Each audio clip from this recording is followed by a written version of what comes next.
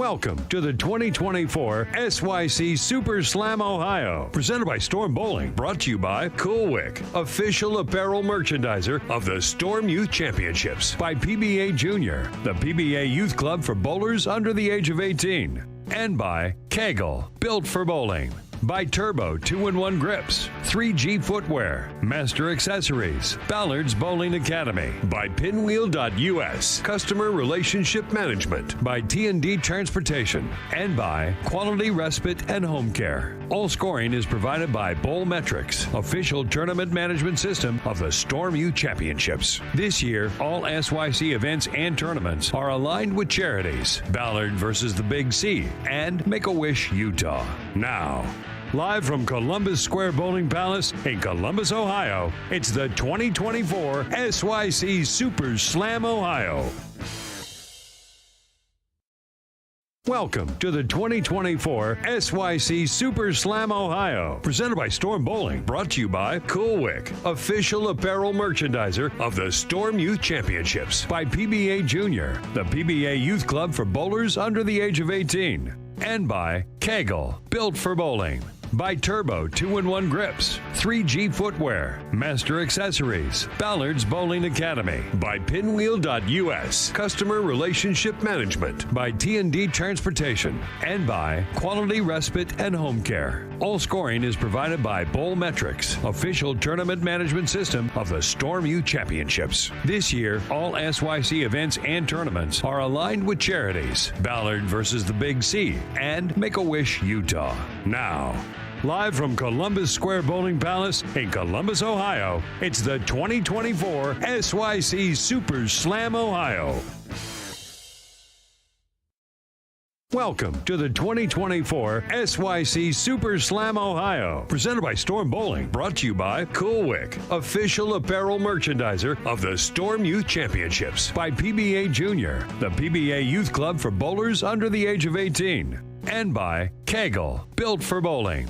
By Turbo 2-in-1 Grips, 3G Footwear, Master Accessories, Ballard's Bowling Academy, by Pinwheel.us, Customer Relationship Management, by T&D Transportation, and by Quality Respite and Home Care. All scoring is provided by Bowlmetrics, official tournament management system of the Storm Youth Championships. This year, all SYC events and tournaments are aligned with charities, Ballard versus the Big C, and Make-A-Wish Utah.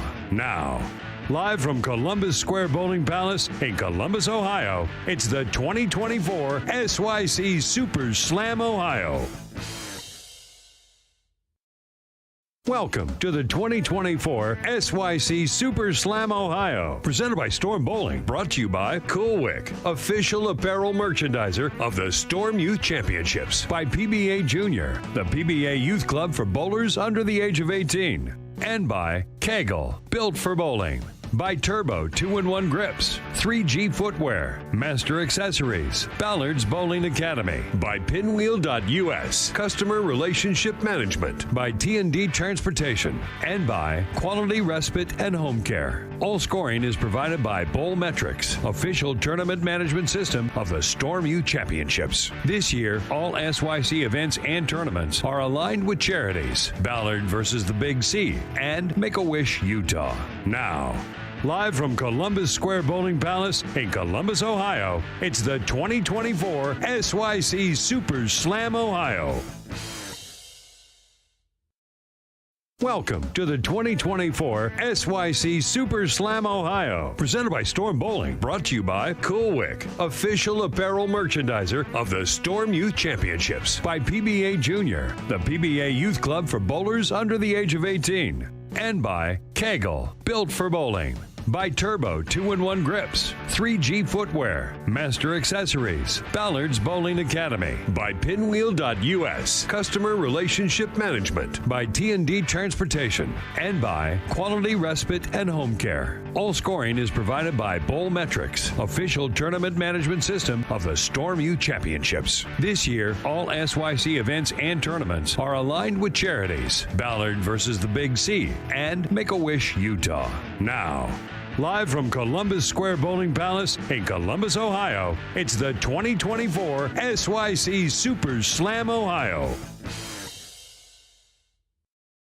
Welcome to the 2024 SYC Super Slam Ohio, presented by Storm Bowling, brought to you by Cool Wick, official apparel merchandiser of the Storm Youth Championships, by PBA Junior, the PBA Youth Club for bowlers under the age of 18, and by KEGEL, built for bowling. By Turbo 2-in-1 Grips, 3G Footwear, Master Accessories, Ballard's Bowling Academy, by Pinwheel.us, Customer Relationship Management, by T&D Transportation, and by Quality Respite and Home Care. All scoring is provided by Bowl Metrics, official tournament management system of the Storm Youth Championships. This year, all SYC events and tournaments are aligned with charities, Ballard versus the Big C, and Make-A-Wish Utah.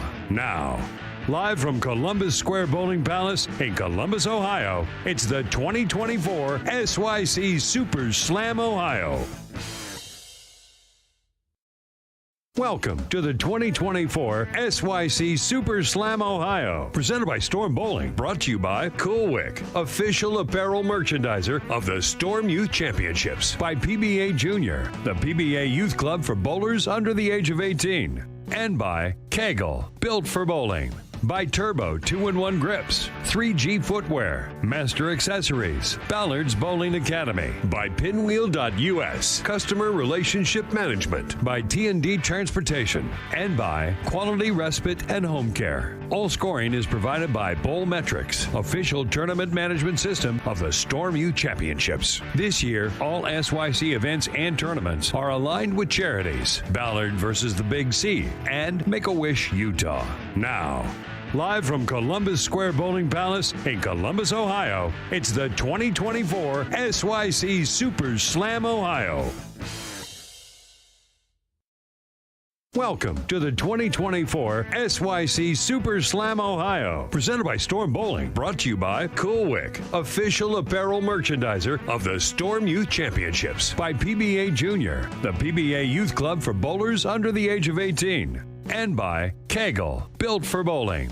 By Turbo 2-in-1 Grips, 3G Footwear, Master Accessories, Ballard's Bowling Academy, by Pinwheel.us, Customer Relationship Management, by T&D Transportation, and by Quality Respite and Home Care. All scoring is provided by Bowl Metrics, official tournament management system of the Storm Youth Championships. This year, all SYC events and tournaments are aligned with charities, Ballard versus the Big C, and Make-A-Wish Utah. Now, live from Columbus Square Bowling Palace in Columbus, Ohio, it's the 2024 SYC Super Slam Ohio.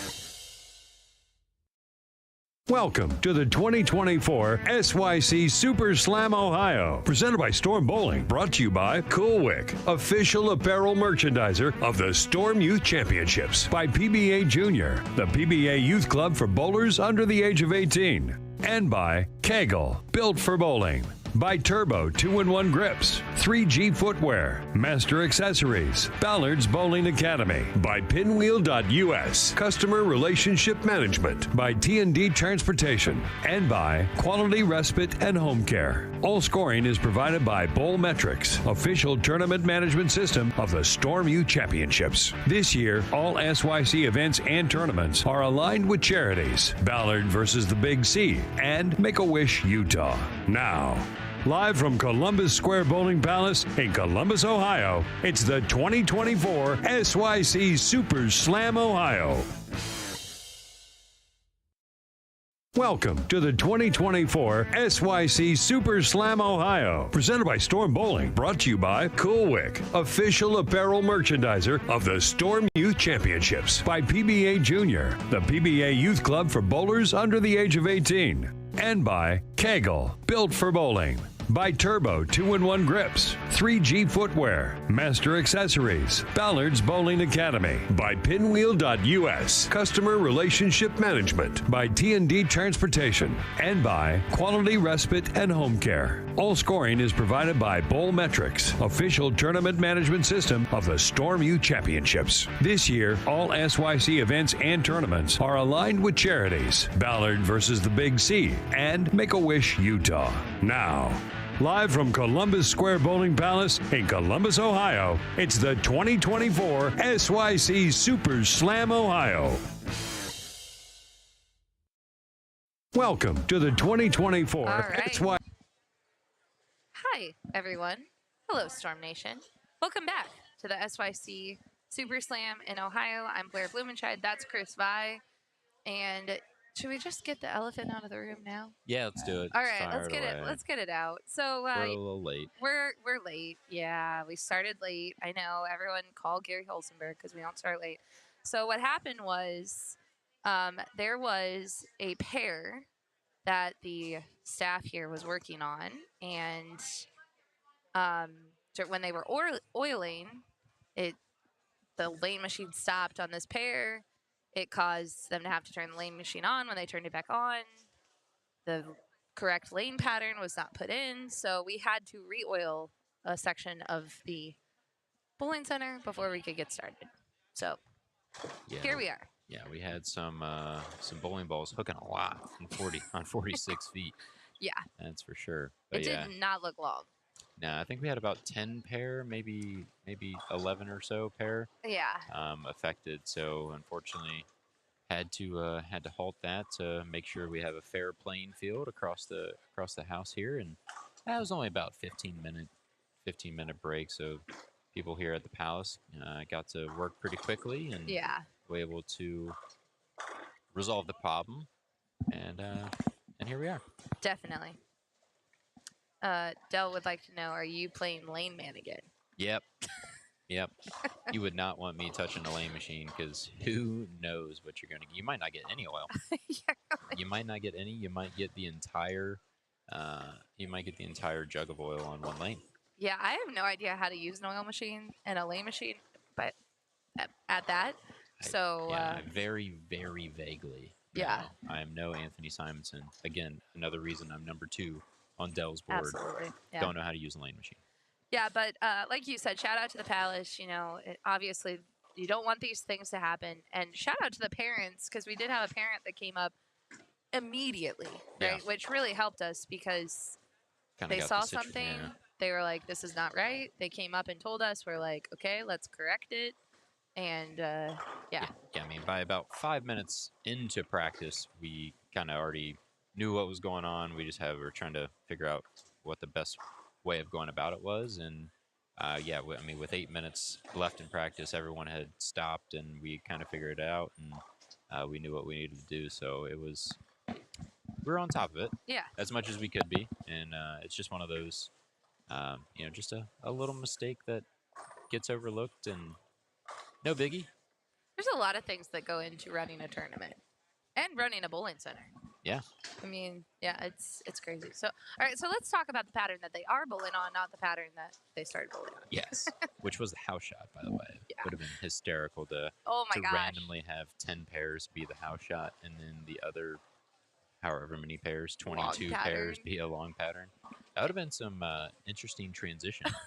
Like just randomly throw some house shots at them just to see if they pick up on it. Maybe a tournament should do that. Like not tell them the pattern, but then put down like 4 patterns and say like, okay, go bowl. That would be fun. That would be fun. Fun is not the word I would use, but go ahead. If you know it going in, it would be fun. It would be fun. All right, that works. All right, so we are bowling on a 46-foot pattern. So this is the long pattern this weekend. 46 feet.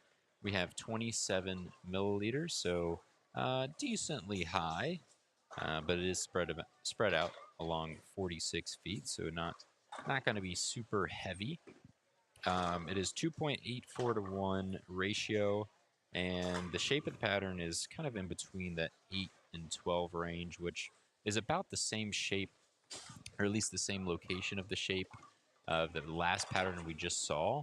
So you might see the break points in a pretty similar part of the lane, just some straighter angles to start, maybe some stronger bowling balls to start. But yeah, I think I wouldn't say straightforward, but it is, you're not going to be giving away the pattern too much. You're going to be keeping it in front of you a bit more. And that 3-pin is not a bad target to look at. Seems like that was what Tucker Ludwig was just doing. He hit the 3-pin in the face, but a little quick. A little quick for my liking. Yep, so that's the thing. Ball speed obviously is going to be, I don't want to say a detriment, but it's going to make it a little more challenging the harder you throw it, because the ball just doesn't have much time. I mean, and it only has 14 feet of friction at the end of the oil pattern until it hits the head pin. And then obviously the faster you throw it, the faster that 14 feet goes by. So you got to give it a little bit of time to make its move. Can I just, before I introduce everyone on this pair, well, maybe I should wait. No, I'm going to say it now. So we just saw Tucker and Nolan Ludwig bowl, right? Mm-hmm. So they have the Ludwig family. Yep. They're fantastic. If you live in the central Ohio area, you know Bill Ludwig, Correct. right? And so Bill, the kids made the waiting list because they couldn't get in the tournament. It happens. It's hard to get into the SYCs.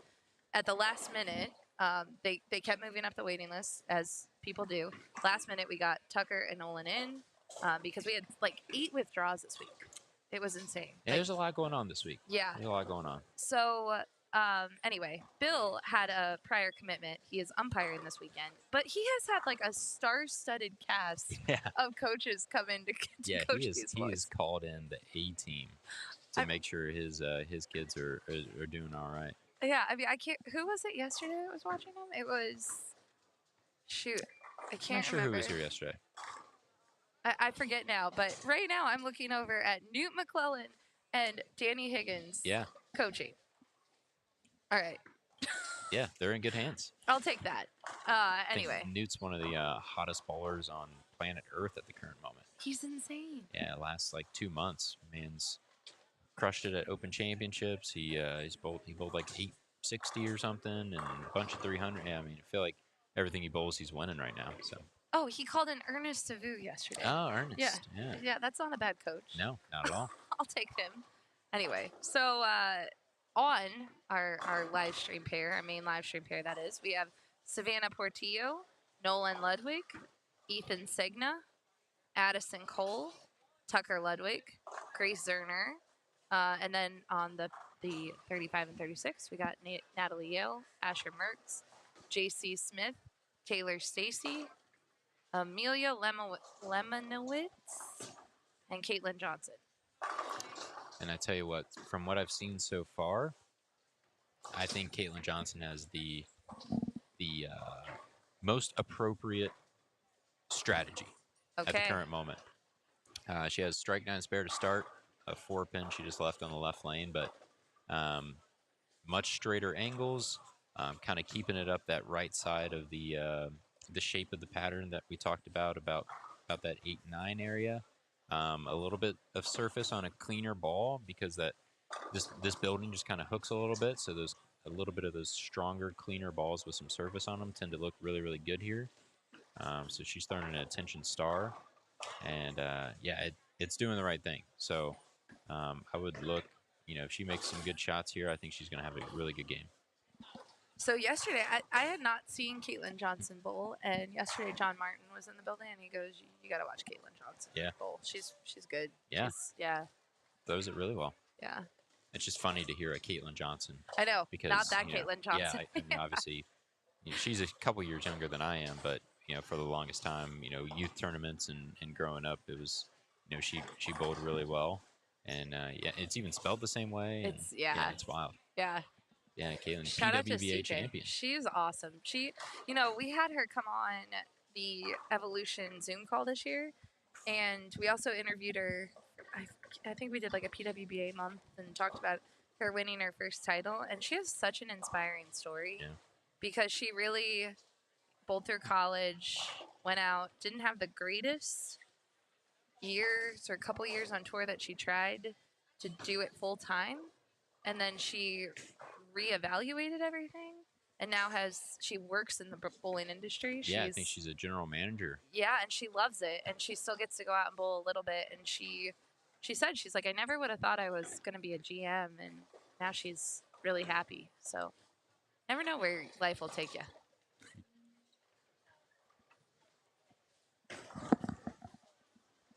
Give him permission to make scores. You're good.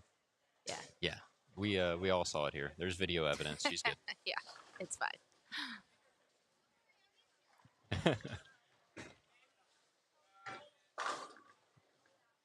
Good shot by the older Ludwig. Yeah, the older but shorter. Yeah, right.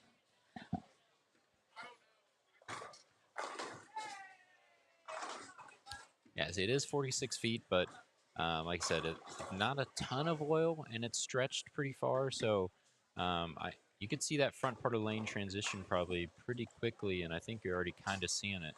I mean, Tucker shot right there really hooked early and kind of got offline. Absolutely. I mean, obviously they both have quite a bit of rev rate, so that's only going to speed up that process.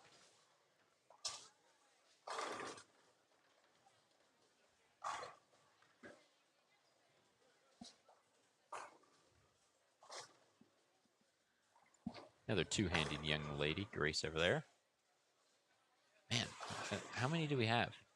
Oh man. Well, Alyssa Randisi It's is got to be double two-handed. digits.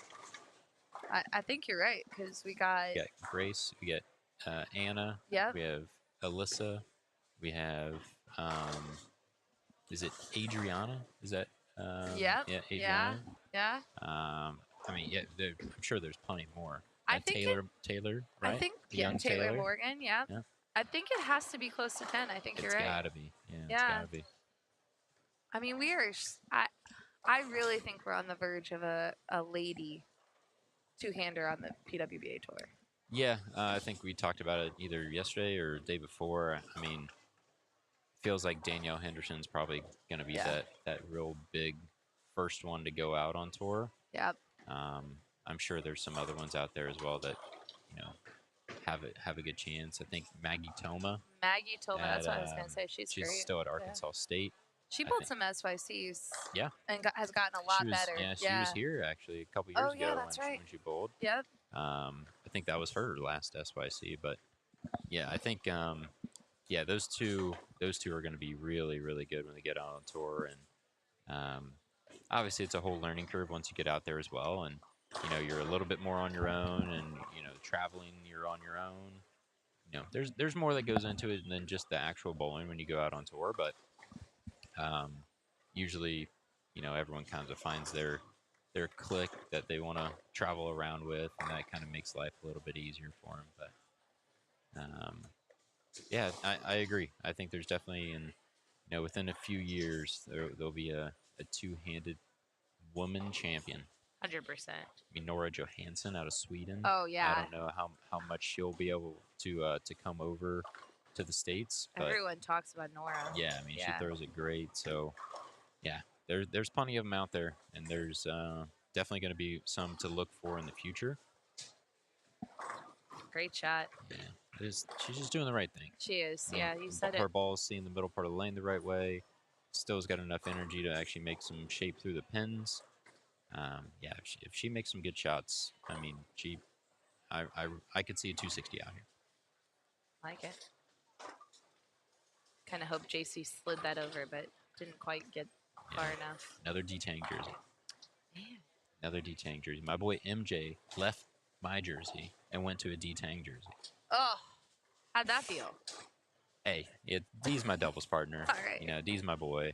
Yeah, you're like, fine. If you must choose another jersey. If it's another jersey, if it's Mikey or D, I'm good with it. Right. Anyone else, we got to have a conversation. Like, what's going on? Absolutely. I want to know when Maverick gets old enough, who his favorite Pro Bowler will be. Mikey took himself out of the running. Yeah. I know, that's a good question. It would probably be neither Darren or myself. I would hope so. It's probably going to be, I don't even know. We'll see. We'll ask again in a few years. Yeah. Watch it be like EJ. Yeah, 100%. It's going to be EJ. Sorry, guys. Yeah, really. Or he'll be a man of culture and be like a Norm Duke fan. Oh. Yeah, even though Norm's not bowling anymore, maybe he'll just really love the YouTube videos of Norm Duke. Yeah, there you go. Can never go wrong with Norm Duke being your favorite bowler.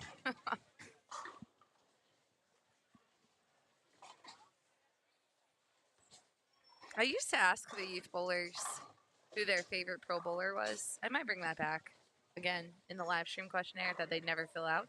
But when they did fill it out, it was really interesting to see because you would have some of those players that would bring back the Oh, older yeah. school, like they'd watch them on YouTube or whatever. But a lot of them would say you and Darren and Packy a lot. A lot of it's the YouTuber guys. I Yeah. remember in Indy, I think it had it still as a part of the questionnaire last year, and Yeah. we were going through it, and it was 85% of them was some member of the house. Yeah. Because it was like, it was Brad, Kyle, Packy, myself, Darren. Just, it wasn't necessarily the best bowlers. Right. It was just, guys that they enjoyed watching. And Well, that was the really interesting thing because Packy started appearing before he won his title.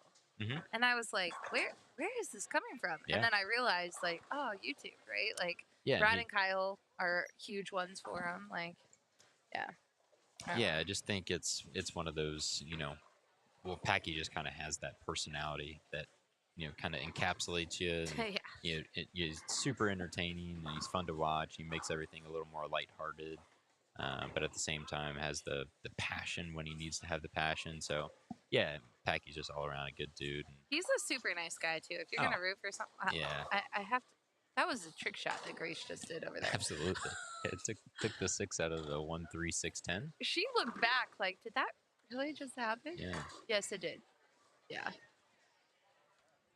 Anyway, if you're going to root for someone, I mean, I think rooting for, I shouldn't say rooting for the good guys because you hope that they're all good, but usually finding the guys that have the, I don't know, there's some good guys out on tour. Oh, yeah, right? absolutely. And even if they haven't won a title, it helps when they have fans, right? Like if Yeah, you have of course. fans rooting for you, if you have fans wearing your jerseys, it makes you feel good. Yeah, absolutely. I mean, And then they it's ditch always you. cool to, yeah, it's always cool to show up. Hey, my boy Brooks though, still rocking my jersey. All right, Brooks I'm telling is you, your man. guy. I'm telling you, Brooks is he's an OG. He's an Yeah. OG Chris Vi jersey wearer. That's awesome. I respect that. But no, it's really cool. Anytime I go to one of these events, Junior Gold, whatever it is, and see my jersey, or just see, obviously people will tag EFX and pictures that they have, or from bowling tournaments, or getting things in the mail, or just you guys, posting SYC pictures, and just seeing people, in my replica jersey. It's just cool. Yeah. It is really, really cool, and it may have absolutely nothing to do with me, and they just may like the jersey, but Just accidentally picture jersey. yeah, but hey, I created them. Yeah. I designed them, so I mean, It's fair. it's still me. I get it's it. still me. I understand.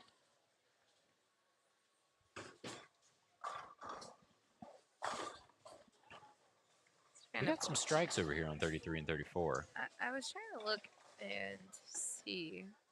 Yeah, Yeah. Savannah's got front 5 spare strike, and is that the other Ludwig? Is he B? Nolan. Yeah, is he B? Yeah, Nolan is B. Yeah, so I mean, he opened, but then he's got spare triple spare strike. Yeah. Ethan has strike spare 4-bagger and shooting the 10-pin currently. Spare, yep. Yeah. And yeah, the other side of the scoreboard, not quite as strong. Yeah. Not quite as strong. Tucker's got a little volatile game going on right now. He's just like trying to use his speed to his advantage. First but spare there. Yeah.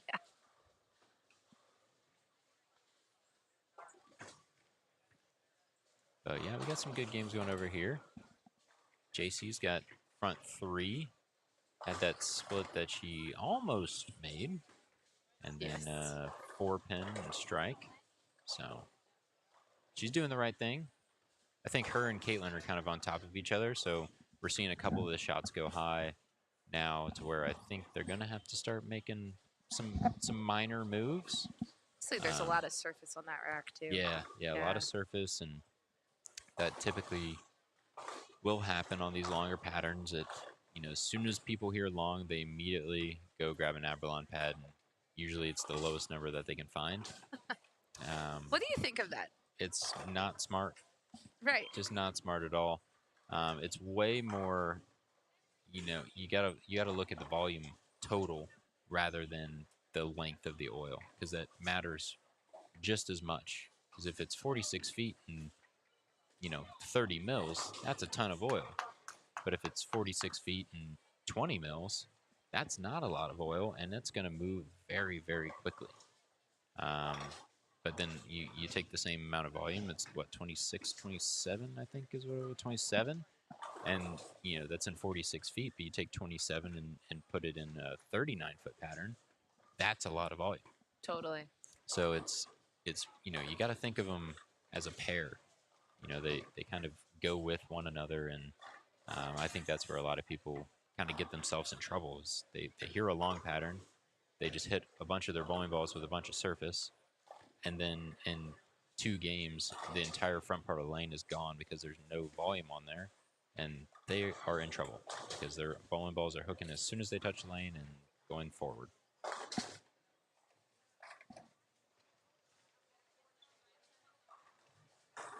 But Savannah, another strike there. Yeah, that was a good shot. Yeah. I'm seeing a lot of summits and idols. Yeah. Which makes sense, right? I actually think that makes sense for this pattern. Yeah, some harsh realities going down the lane as well. But yeah, just this building, it's got, I feel like you can say this for just about every building in the world now. All of these lanes are hooking. Yeah. So these longer patterns, the fronts go. The fronts go pretty quickly, so you don't need necessarily the top of the line strongest ball. Maybe you need kind of one step down from that. And I think that's kind of what we're seeing there. Like, Caitlin's looking really good. It is obviously starting to creep pretty high, and probably make those little minor adjustments to get it through the front part of the lane a little bit better. But yeah, see if JC can make another good one here. Yeah, see, it's kind of burning it up a little bit in the front part of the lane. Doesn't really have a whole lot left when it gets to the pocket.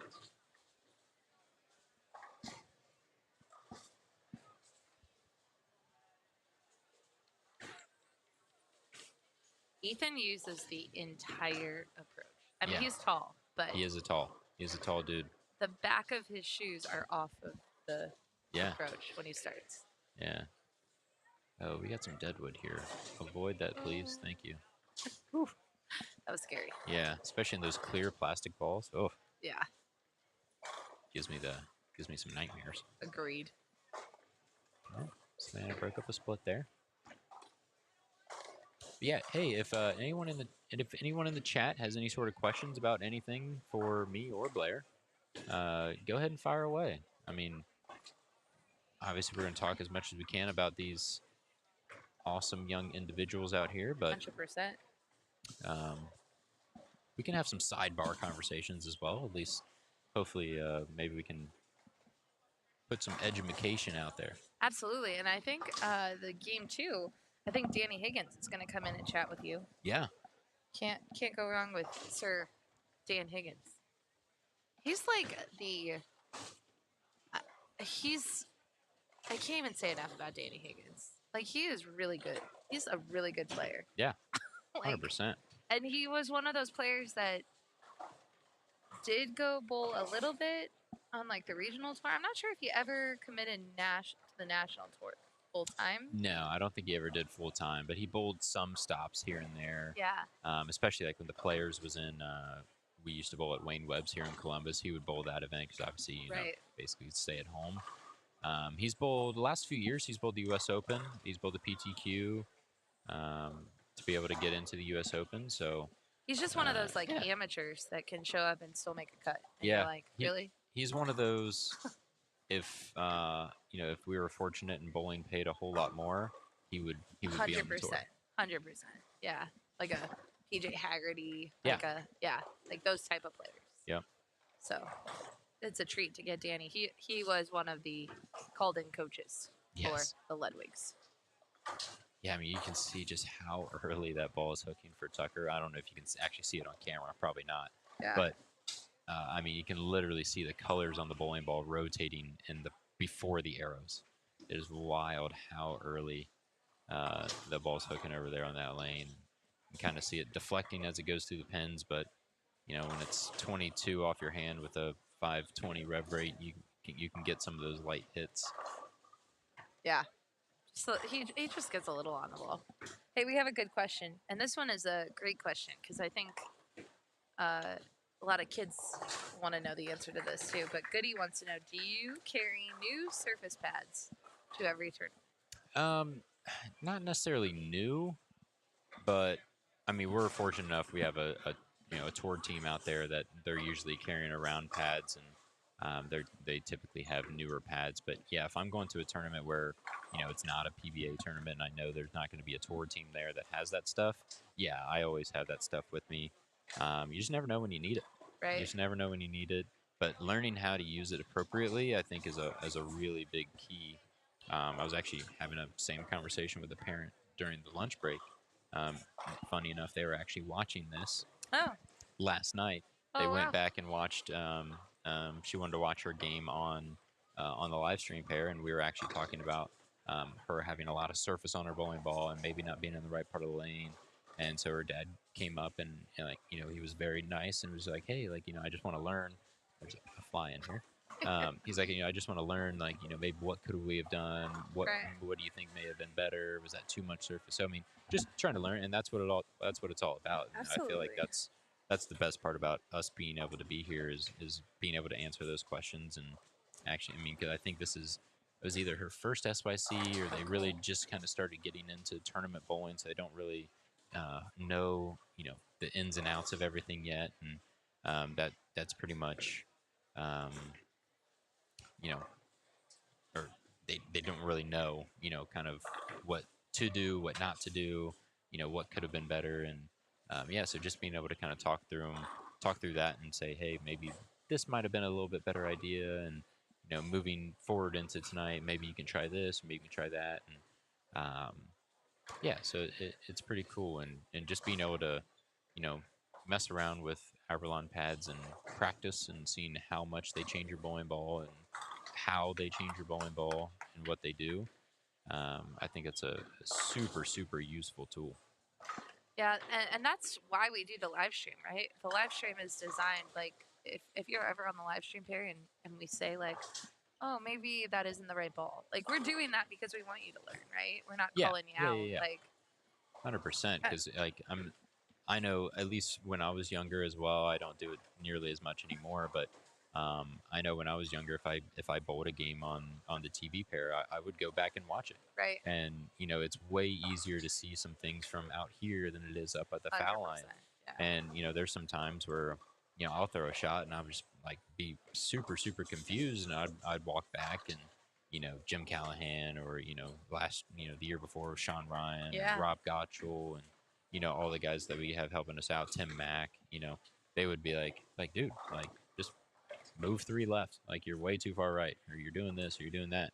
And then I do it. I'm like, oh, all right. Like, now it makes sense. And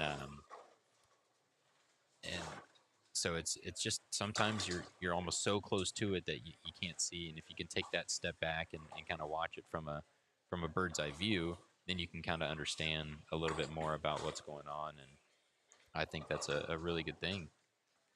Yeah, Savannah Portillo over there, 247. She did okay. Yeah, she did all right. Yeah. Did all right there. She has a good coach, Eric Krause. Oh, yeah. Yeah, he works with her. Okay, very nice. She's A from Michigan girl? Yeah, she's from Michigan. She's bowled. She's won a lot of MGMA. Exactly. But she's won a lot of MGMAs, and she picked up her first SYC title this year in Michigan, which there was pressure to pick up the title that is in your home state, right? Like, yeah. She really wanted that one. She's come in second a lot. Got to defend the home turf. Absolutely. So I think her and Anna Antony are chasing each other today. Yeah. Although Anna told her she's going to crush her because she has 2 hands, and Savannah said, "You're probably right." I want to say, I think we can see Anna from here. I saw her throw a shot earlier, so I know she's within I could look. eyesight. It's still easy to look because they haven't moved. Anna Antony is on. She's 41C. Now we'll check your eyesight. 41C. Yeah. 147 in the 8th, so she can shoot 207. Yeah. Pretty good. Oh, 41C. I'm sorry, I was looking at the wrong scoreboard. Nope, 131 in the 9th. Never mind. Wow. Yeah. Never mind. So Savannah's like, take that. That's an 80-pin swing. Yeah.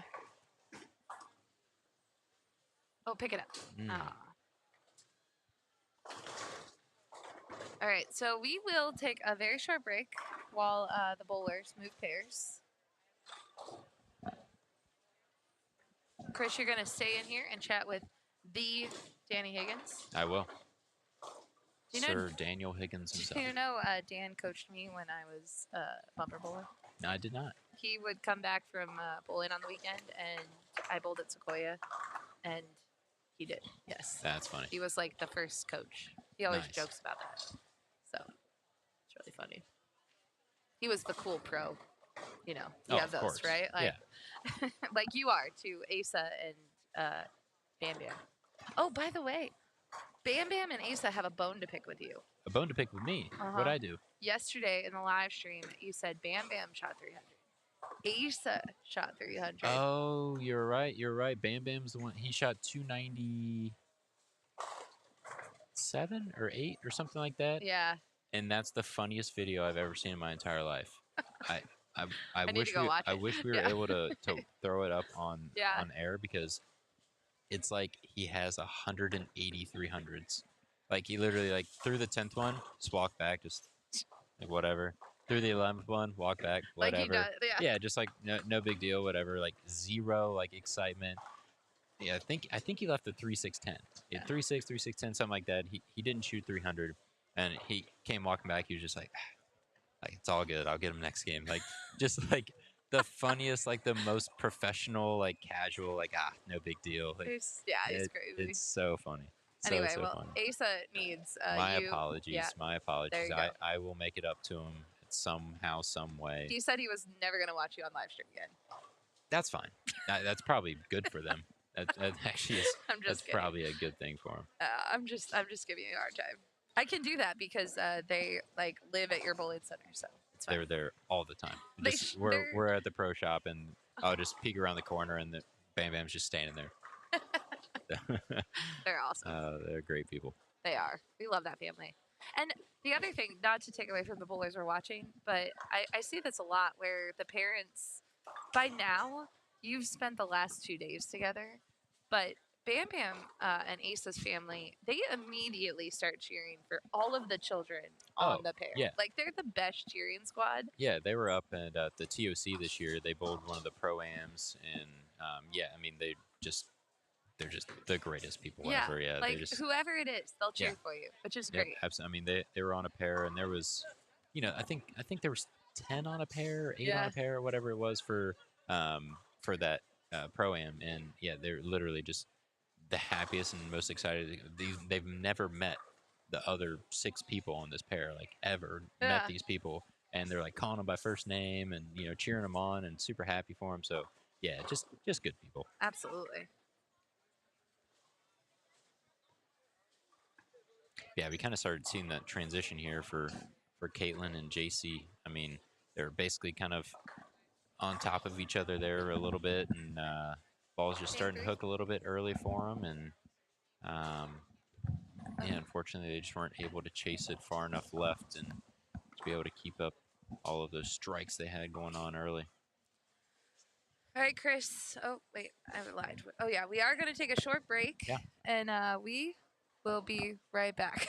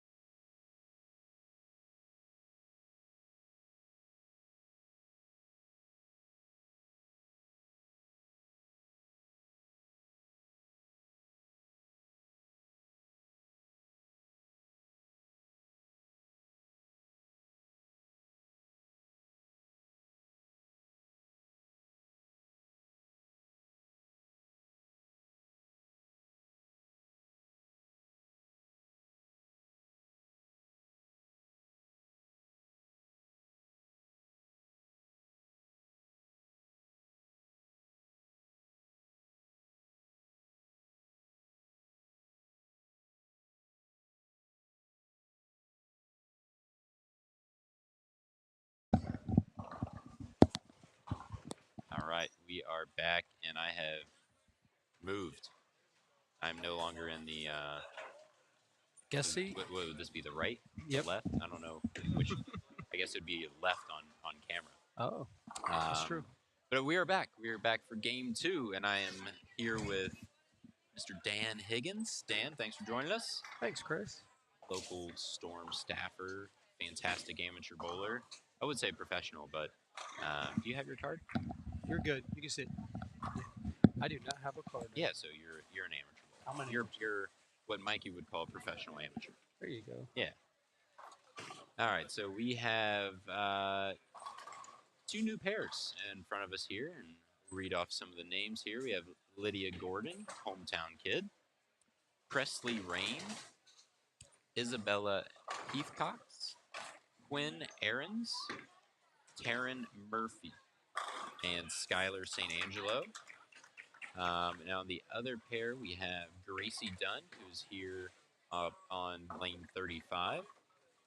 We have Danielle Martika, Cheyenne Stube, Elizabeth Silcox, Alyssa Bechtel, and Mackenzie Hintis. You did very good there. I was trying to figure out where you were getting those names from. Yeah, I got a production note.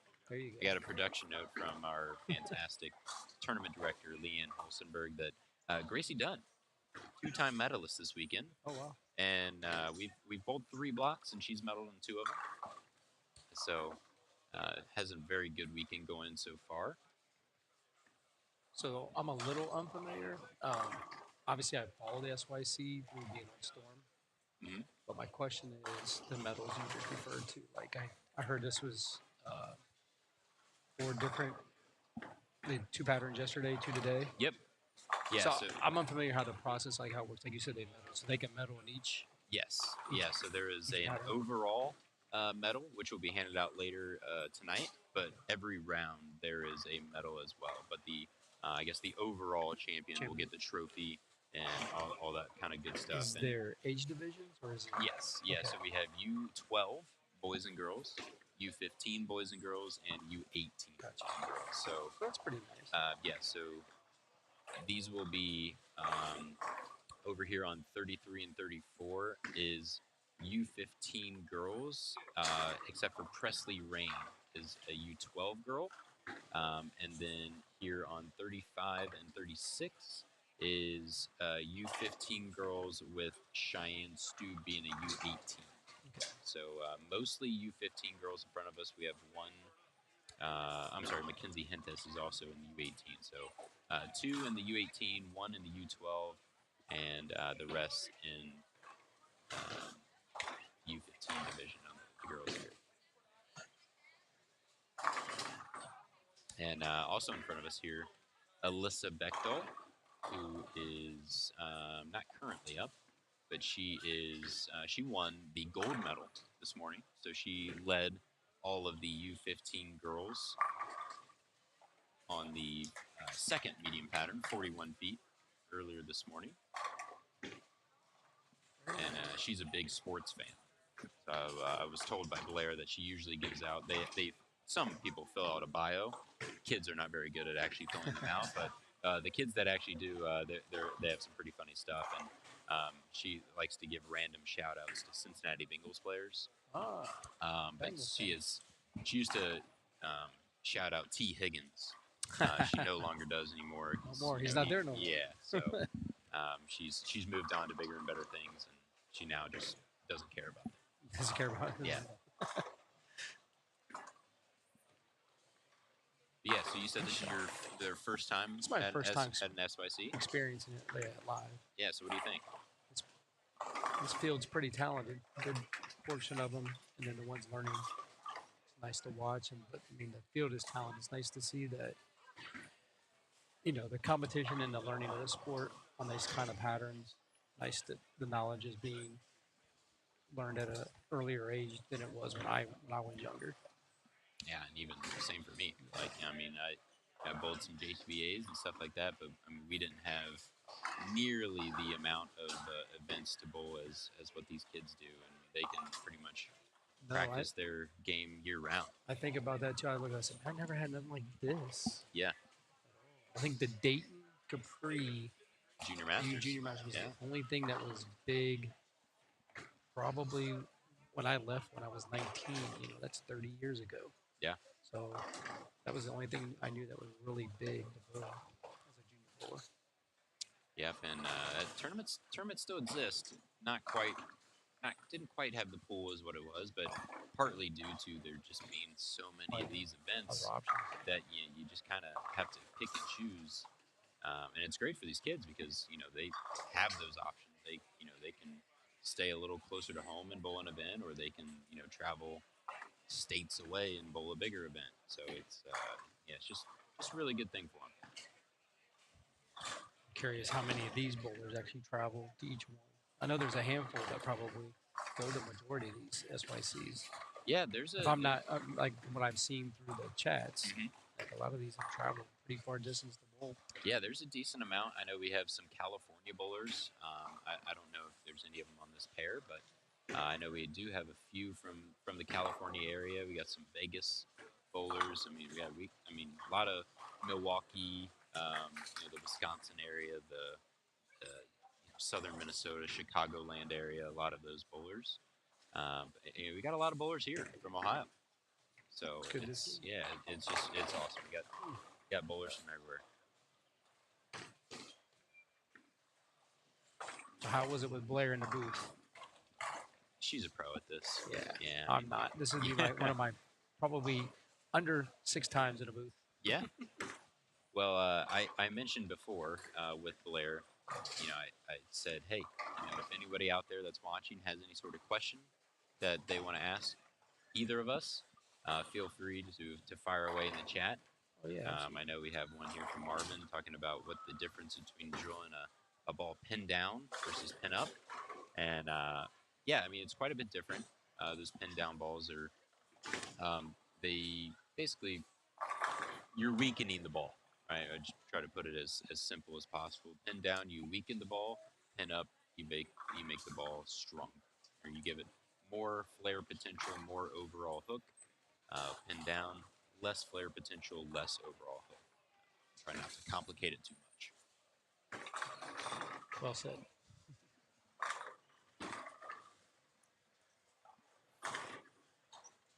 So we got 46 feet out there, 27 mils. How are you playing this one? Me? What are you seeing out there? You said you practiced on this one, right? I practiced on this one. I didn't know this is where it was going to be this weekend, but I had did some preparation for some trialing I'm going to the bowl. But I started with an absolute power and reality, both at about 2,000, and I kept it down and in like 9 to 5. Mm-hmm. And then when they broke loose a little bit, I just went to attention star. I practiced on it for like an hour. So I had 2 other players play the same zone. And we turned them in really nice after that. So then practice is over when they get that easy. Yeah. For us. So yeah. But yeah. It's a point, pretty much I was the less rev rate dominant. The other 2 guys were 2-handed, so that makes a little more transition for myself to see what I'm going to see when I go out there and bowl with the other teammates that have a little more rev rate than I have. So it's always good practice for me to see something so I know how much I need to move. But yeah, these look pretty playable. A younger gentleman down there had the front 9 earlier. He was a little deeper. I couldn't tell what he was throwing, but he was like 12, 13-ish to about 6. He had the front 9, almost 7, 10, just left the 7. nice. So, because I was curious too on how some of these were playing them. Yeah, and I think that the big thing that we see is, especially the younger kids. We talked about it. The first game, they see long, they hear long, they just want to crush their ball with surface, and hopefully they can start to see that you don't even though it's 46 feet, you don't always have to have a ton of surface on your bowling ball. It doesn't help to have some. But. And that's part of the, I think, learning out here. Like, I don't know. Like, obviously, I see bowlers maybe not in the correct zone, not the correct surface. So I don't know how they learn or who they're learning from. But this is a good stepping stone to learn either way, whether you bowl good or bowl bad. Learn what didn't work and learn what does work so that you mentally take notes so the next time you see something like this. But I agree, I did see some really surface balls, but is that appropriate? Probably not, but it maybe for that bowler they needed it at least for a game. Um, like for you, you would probably start a little up to me on this. Yeah. You could probably get 12ish, where I would do 9, and I'm assuming you probably do the same thing somewhere around 2,000. Yeah, I would say it's probably a pretty safe bet. We actually had a young lady named Caitlin Johnson. We actually had J.C. Smith as well, and they were basically playing them very similar to what you were just talking about. Caitlin maybe just a touch left, not getting it quite as far right. Actually, pretty similar Pretty to good right Alyssa there. right there. Yeah, That was pretty good shot similar right to there. So they were kind of on top of each other, and it looked fantastic at the beginning. And then the front part of the lane started to go a little bit, and they just didn't quite make the moves quite quick enough. But they definitely had the right idea and definitely were seeing the right things. So I think that's the other cool thing about these SYCs is a lot of the same bowlers will bowl them. And they start to learn. Like I usually come to about one SYC every year, and I will see the same players, and I see them the next time they get a little bit better, and I get them the next time they get a little bit better. So it's just it's one of those things. You're around good bowlers, so you start to learn a little bit more. You start to say, hey, like that person keeps beating me. How are they doing it? How are they doing it? What are they doing differently? How do you keep beating me, Chris? That's why. What are they doing differently than I'm doing? Or Right. hey, maybe that person that's beating me by 50 pins this block is doing the right thing, and I'm not. So let me go see what I can change. And Basically, the same things we still do. yeah, absolutely, absolutely. And I think that's just one of those things that Different. a little more overlooked in the youth because they just don't know. They're young. They just They're don't know. learning. It's just this is good. They learn, like you said, when you come back, they've gotten a little better. So that means they've learned. They've learned what not to do. They've learned what not worked. Yeah, And they've learned what does work. and that's really what these are all for. I mean, And almost like the first game earlier over here, guy that runs a pro shop here, his kids were bowling, and a buddy of mine's trying to help him out. His speed was Mach 20, like he throws it really hard. yeah. And he was like, You're talking Tucker, right? yeah, he Yeah, was like, I can't move right. I don't feel comfortable. I throw it left. I'm like, well, you're gonna have to get really good at being comfortable at being uncomfortable. Yeah. I was like, with your speed, you have 2 choices. You have to get it down, or you have to move more right where you're uncomfortable. I was like, that's what the pattern is asking you to do. Either get slower, or you move right with your speed to get a little bit more friction. He did eventually move right, but I told him that's what this is the whole learning thing. This is where you learn how to learn to move more right. I mean, when I grew up, I didn't know how to play the one board, and I didn't know how to play off the left gutter. I Yeah. probably didn't learn that until years after I went adult. Like, because I learned more when I started bowling in '99 on the regional tour. I learned that actually taught me more how to bowl afterwards because I learned from the best out there bowling against them. So it's the same with, like you were saying, they have to watch the bowlers that are bowling well, learn from their environment, who's bowling well, and what works for them. Yeah, and I think that kind of falls true for any sport where, if you just surround yourself with people that are better than you, you tend to rise to their talent level rather than just hanging out with people that you constantly beat all the time. You don't really get any better doing that. So traveling 100%. out to these big events and kind of pushing yourself and figuring out, hey, what am I good at? What am I not so good at? Can I get better? And yeah, I mean those are the big keys. And I think the SYC program has done a fantastic job. And I mean, just how many of these kids have gotten really good in just a few years of bowling these events, and then they kind of graduate through here. They go off to college, and then they're primed and ready for a good college career. That they kind of already figured out a lot of these issues, so they're going in. Coaches are getting some phenomenal bowlers right away, and it's just a lot less effort that they have to put in, and they kind of just have a natural talent that they can just say, hey, this is what we want from you, and then they're able to do it. So it just makes life easy. It really does. Another thing unique to see is, like, I know there's more two-handers, but now I've seen a lot of younger ladies throw the two-handed style here. Yeah. Like, Yeah, I was talking to Blair though. Actually, just this last game, I was thinking we have close to 10 two-handed females, and it you could guys be did it well. could be higher, could be less, but we have Gracie right here in front of us. Taylor's just off to our left, Okay. young two-handed girl. Anna Anthony, who's won I think 3 medals already this weekend. She's medaled in every event. Amazing. Yeah. Adriana, I believe, is down more towards the high end. Yeah, so I mean, it's just it's growing in popularity very, very quickly. And Alyssa Randisi, if you haven't seen her throw one yet, two-handed lefty Two-handed right lefty. here. Yeah, Yeah, that looked good. I mean, throws it incredible. Her knee bend, Yeah, her knee bend was throws really it good. incredible. Follow through's awesome. So She's winning later in her career. yeah, I think she won the first block, and I don't know if she won the second block or got second. I'm pretty sure she has also medaled 3 times, That was and won at least one, maybe 2. Yeah, so yeah, it's just talent level. It's crazy.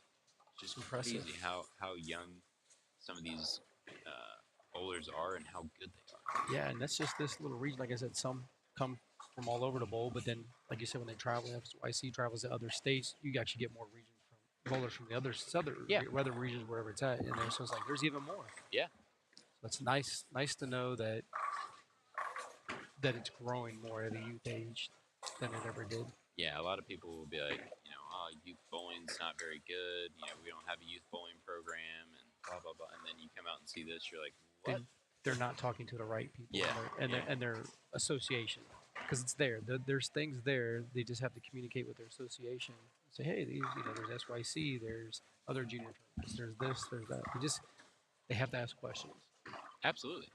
That's the best way. And I think that's, again, I keep bringing up, this is the cool part about SYC. This is the awesome thing about SYC. But they just really are. It's like there's a pro at pretty much every single event. They are very open to, hey, if you want to come up and say, hey, I did this and it didn't work, what do you think I could do differently? We're more than happy to answer. There's plenty of people in this building. I mean, there's even competitors and competitors' parents that are willing to help.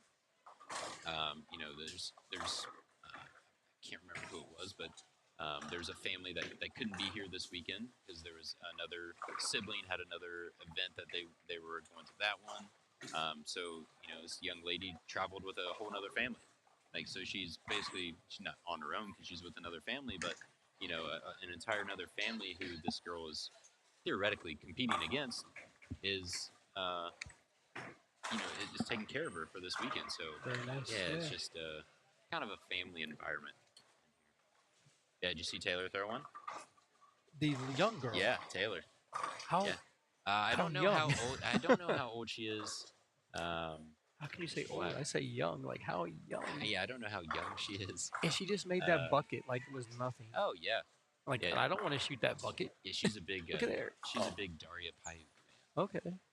Yeah, she had her jersey on the last couple days. Daria does really well with her fan base. Yeah. I'm fortunate enough that my wife's on tour, and I'm out there in the bowl, and I'm at some pro-ams or during their practice session. Daria really takes care of her younger fans out there that follow her. It's really I was nice saying to that see. the other day. Just I feel like the women do such a good job at. They really do. They show the good and the bad. The guys, we're just not very social media. Like, that's just not doesn't necessarily pop into our brains first. Darren's really good at it. Obviously you got Brad and Kyle and Packy and those guys that are big into the social media. I say game, Packy's the pretty. YouTube They're pretty game. good at it.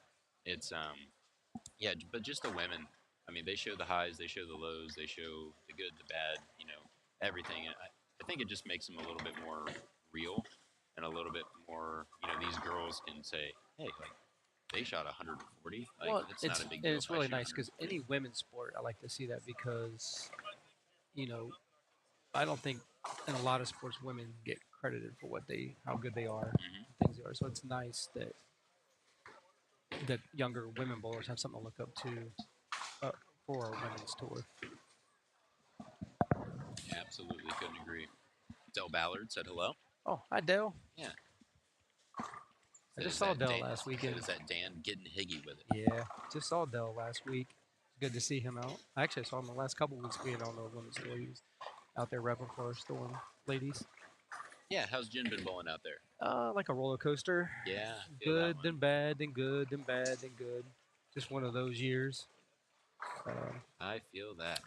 You know, nothing real bad, just nothing real good. Just enough, still keep you hungry. Yeah, makes you come back. Yeah, Yeah. you have that 260 game. Like, okay, here we go.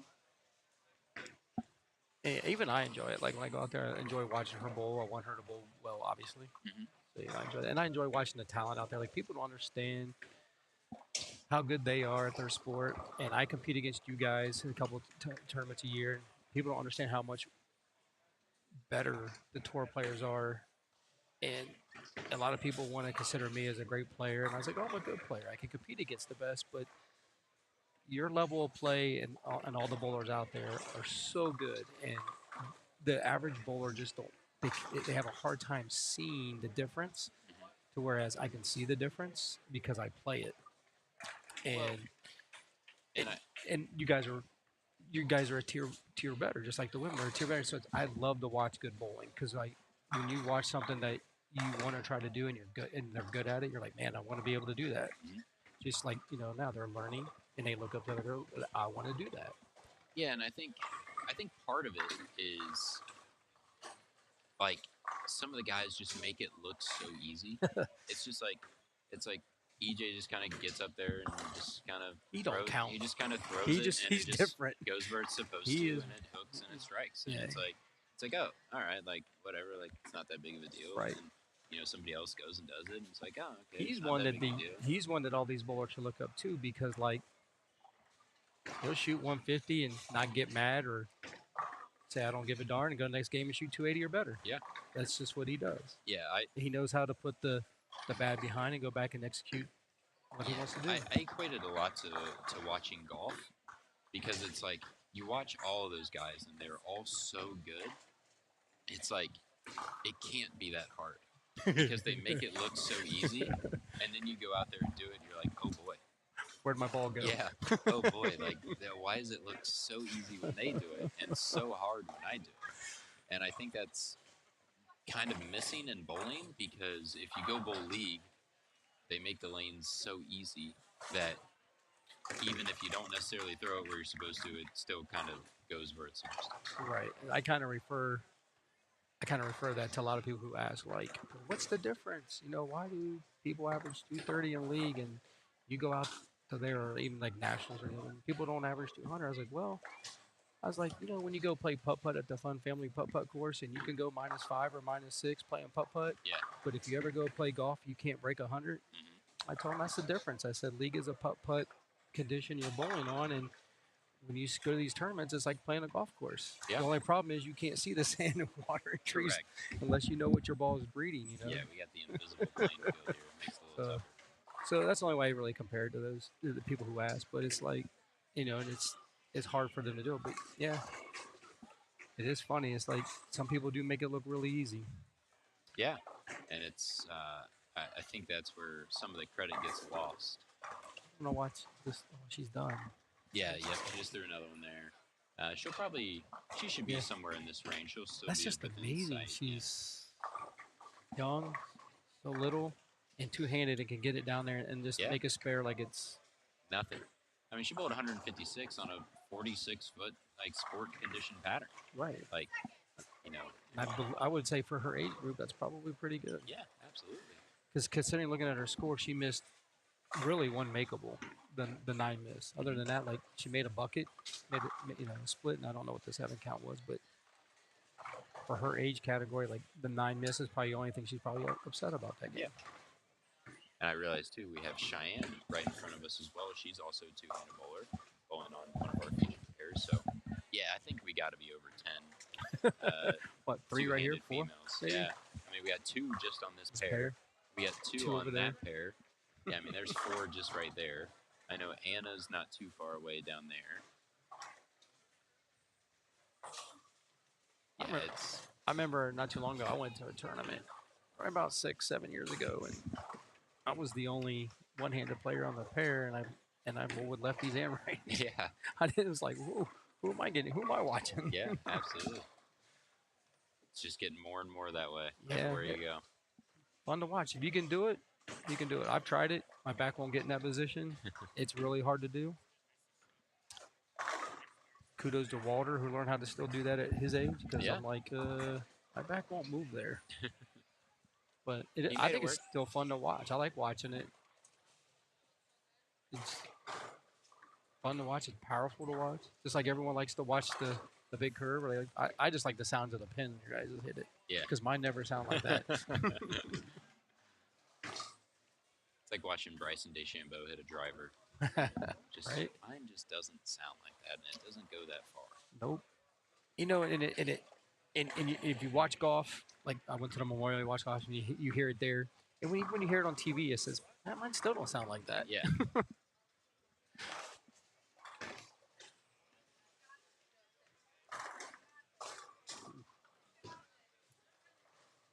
Well, this is still 220 a is a pretty good good game there.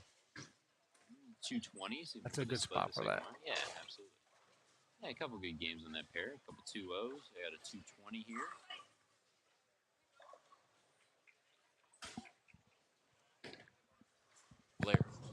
Blair. Do you know how old Taylor? Do you know how old Taylor is? Taylor? Yeah. Little Taylor? Yeah.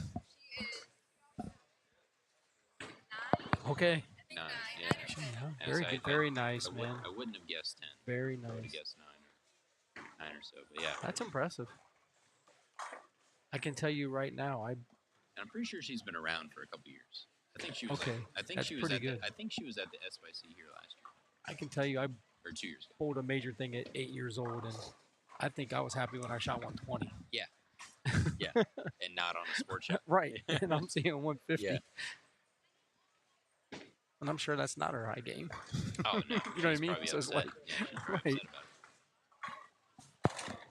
it. I mean, just watch her bowl. I'm like, that's young, and she looked very little. Like she's Yeah. like. So yeah, under 10 or under. I mean, that's pretty impressive.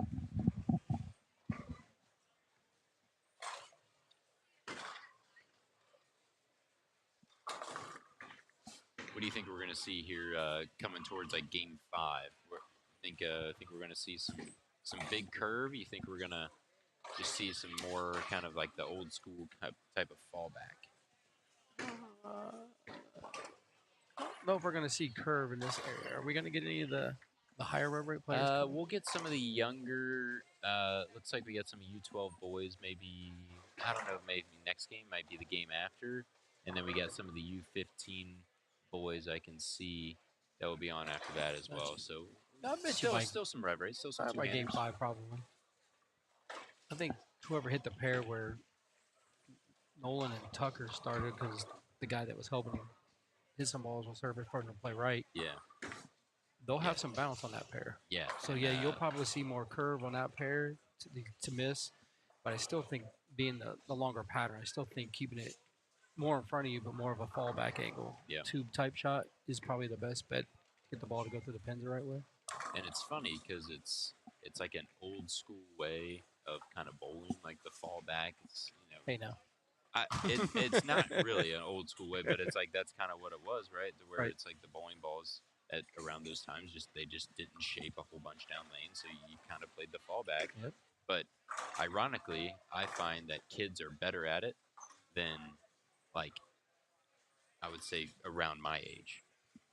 They get better at it just because they're used to throwing it so hard right? that their balls don't hook that Hook much. that much, right. So they're used to keeping it online and keeping it in front of them a bit more. And then, going out on tour, now we're standing as far left as we can and throwing it as far right as we Right. can and hooking it around the entire pattern. So it's one of those things when we do have to shut it down, it might take us a little bit to get kind there. of get into that rhythm. But these kids, that kind of suits their eye a little bit better. So Better.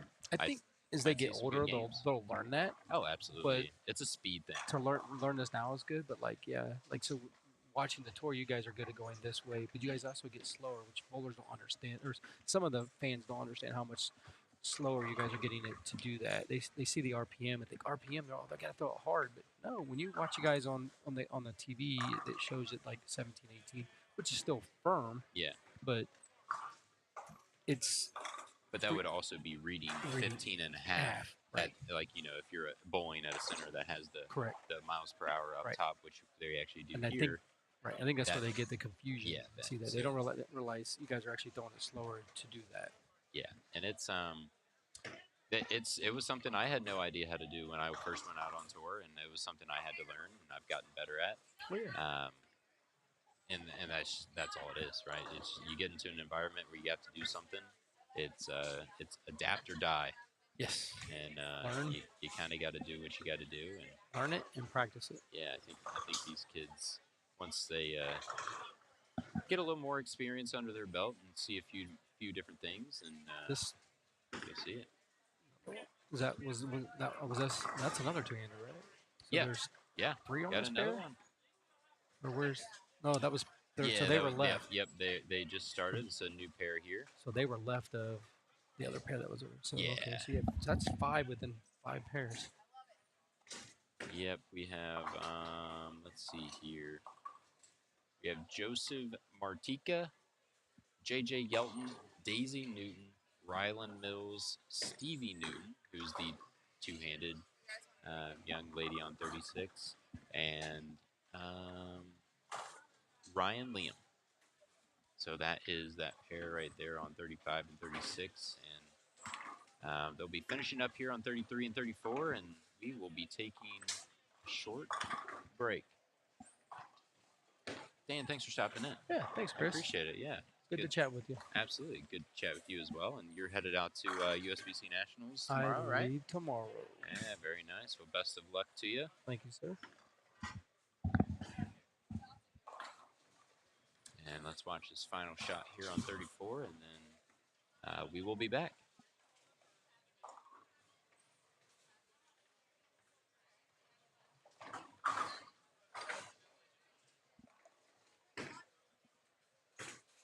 Strike on the end, though. Come on. Yeah. Look at that. There we go.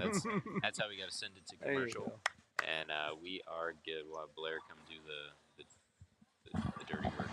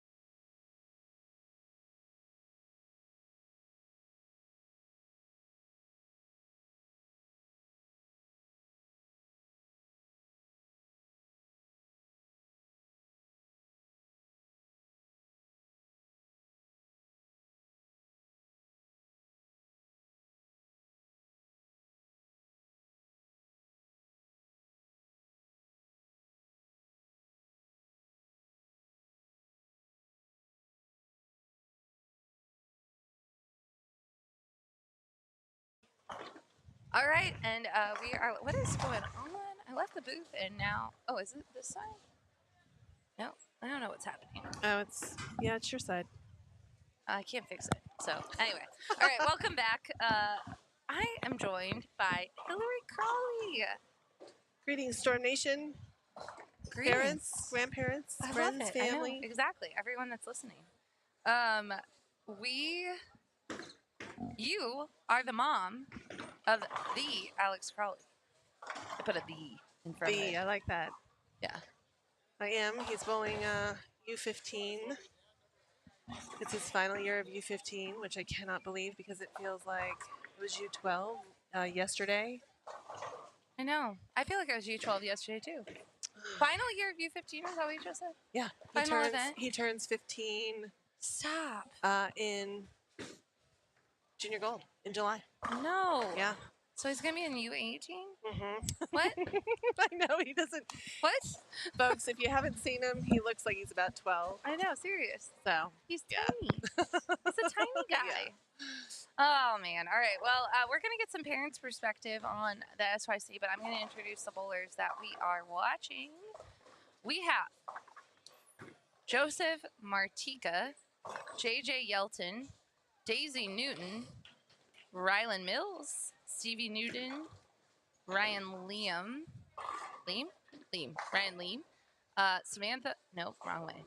Okay, that was 35 and 36. And the next victims of my pronunciation are Jackson Rolfs, Connor Atkinson, Colton Adams, Nolan Randisi, X Ingalls, Tyler Baker, and now I've butchered everyone's name. So you're welcome. I'm here for you. You know what I've decided on the bio sheets that no one fills out? right. I'm going to put the enunciation of how to pronounce your name. Yeah, that's a really good idea. I think so too. Maybe someone might fill it out because they're like, well, fine, don't butcher my name. I'll fill this out and tell you that I want to say hi to my dog. Hey, don't be knocking the dogs. We love the dogs. Oh, no, I'm not. I have a new toy for Bosa. Oh, is it a donut? No, it's not a donut. Someone got him an Ohio State hot dog. I have to show it to you. It's I can't wait to see Oh it. my god, I can't wait to give it to him. It's the cutest toy I've ever seen in my life. Does it squeak? It does. That's even better. And it's soft. And he just the last week has started to not destroy soft toys. Oh, We've reached a stage, I think. that's a big deal. Yeah, well, we noticed. So I'm going to brag about my dog for 5 minutes. Bear with me, everyone. I know. If you have a dog, you'll understand. But for the longest time, so he just turned 2. Since his first puppy day of getting a toy, he would tear off the toy, or tear off the tag. That would be his immediate, like, he would find any tag on anything, a blanket, a pillow, toy, whatever. Totally right to the tag. Pulling it off, right? Okay. About 6 or 8 weeks ago, I was at my neighbor's and they gave him a new toy, and he didn't go for the tag. And we're like, oh my God, is he growing up? That's exactly what we said. It's like a kid. Right. We're like, oh my God, he's grown up.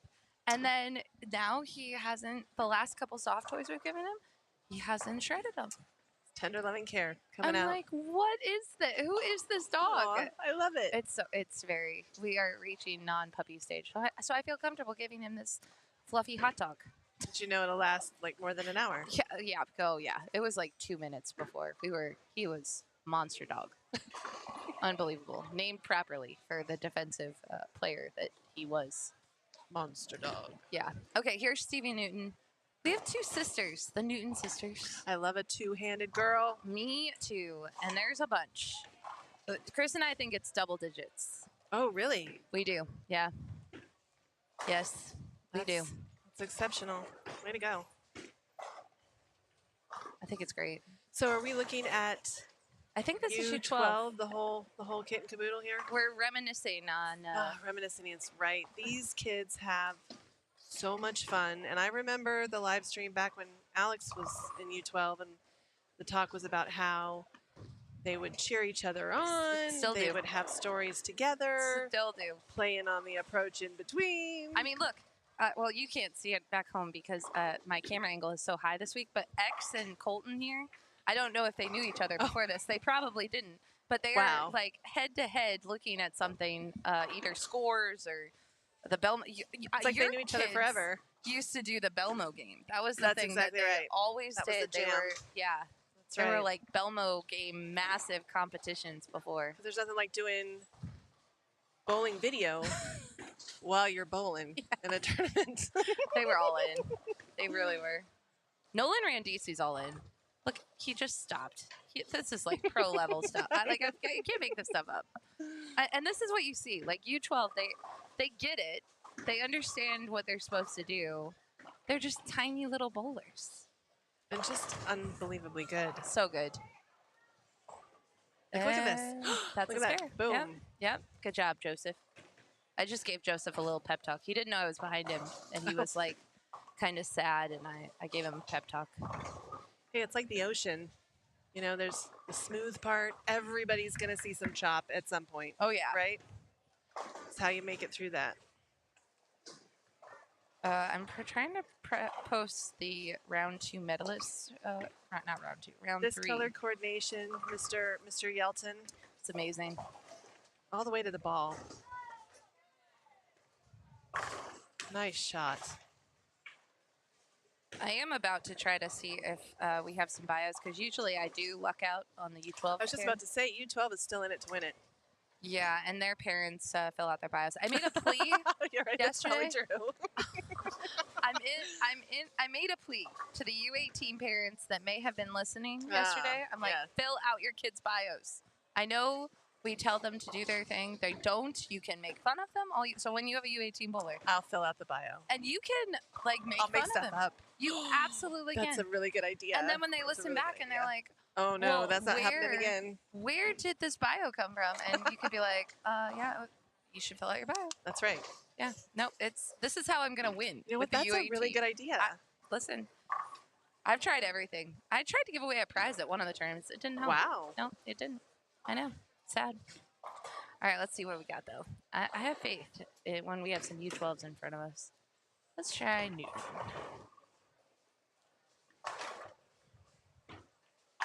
I have a Daisy Newton, so getting close. But are they really from Honolulu? Oh, this might be the family that moved. They were from Hawaii, and I think they just recently moved. Hold on, let me confirm. Leanne is right over there. Hold, please.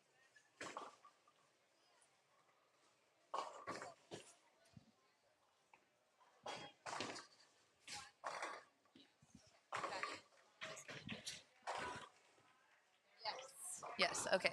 Mom in the Wow. Navy. They just made a big move from Hawaii to Maryland. Oh wow, that is Yes. a change. Yeah. And they found out that the Ohio SYC was happening. They bowled in SYC. Daisy bowled in SYC previously. Won. And they're like, we'll come back. Why not? They're like chips. You can't have just one. I love that. So close. So close. So close. Let's see if we don't. Man, I'm even striking out on my U12s this tournament. Telling you. Let's cover there.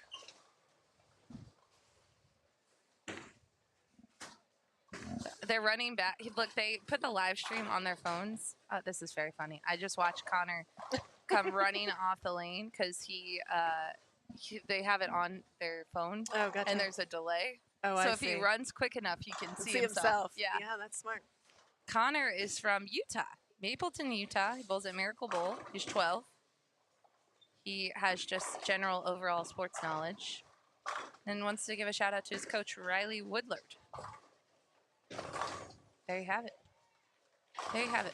Oh, wait. No, that's not right. Yeah, it is. Okay. Whew.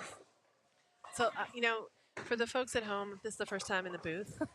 And I actually do websites, so I'm used to lots of screens and lots of stuff. But this is industrial strength. I'm telling you what. If I didn't have to fly, I'd have a third monitor. That would be helpful for sure. I know. It's true.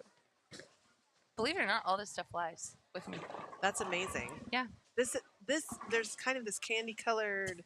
What is this? Is this what do you call that? Jay would kill me. My husband used to be a DJ. I That should is know what this is. Roadcaster Pro 2.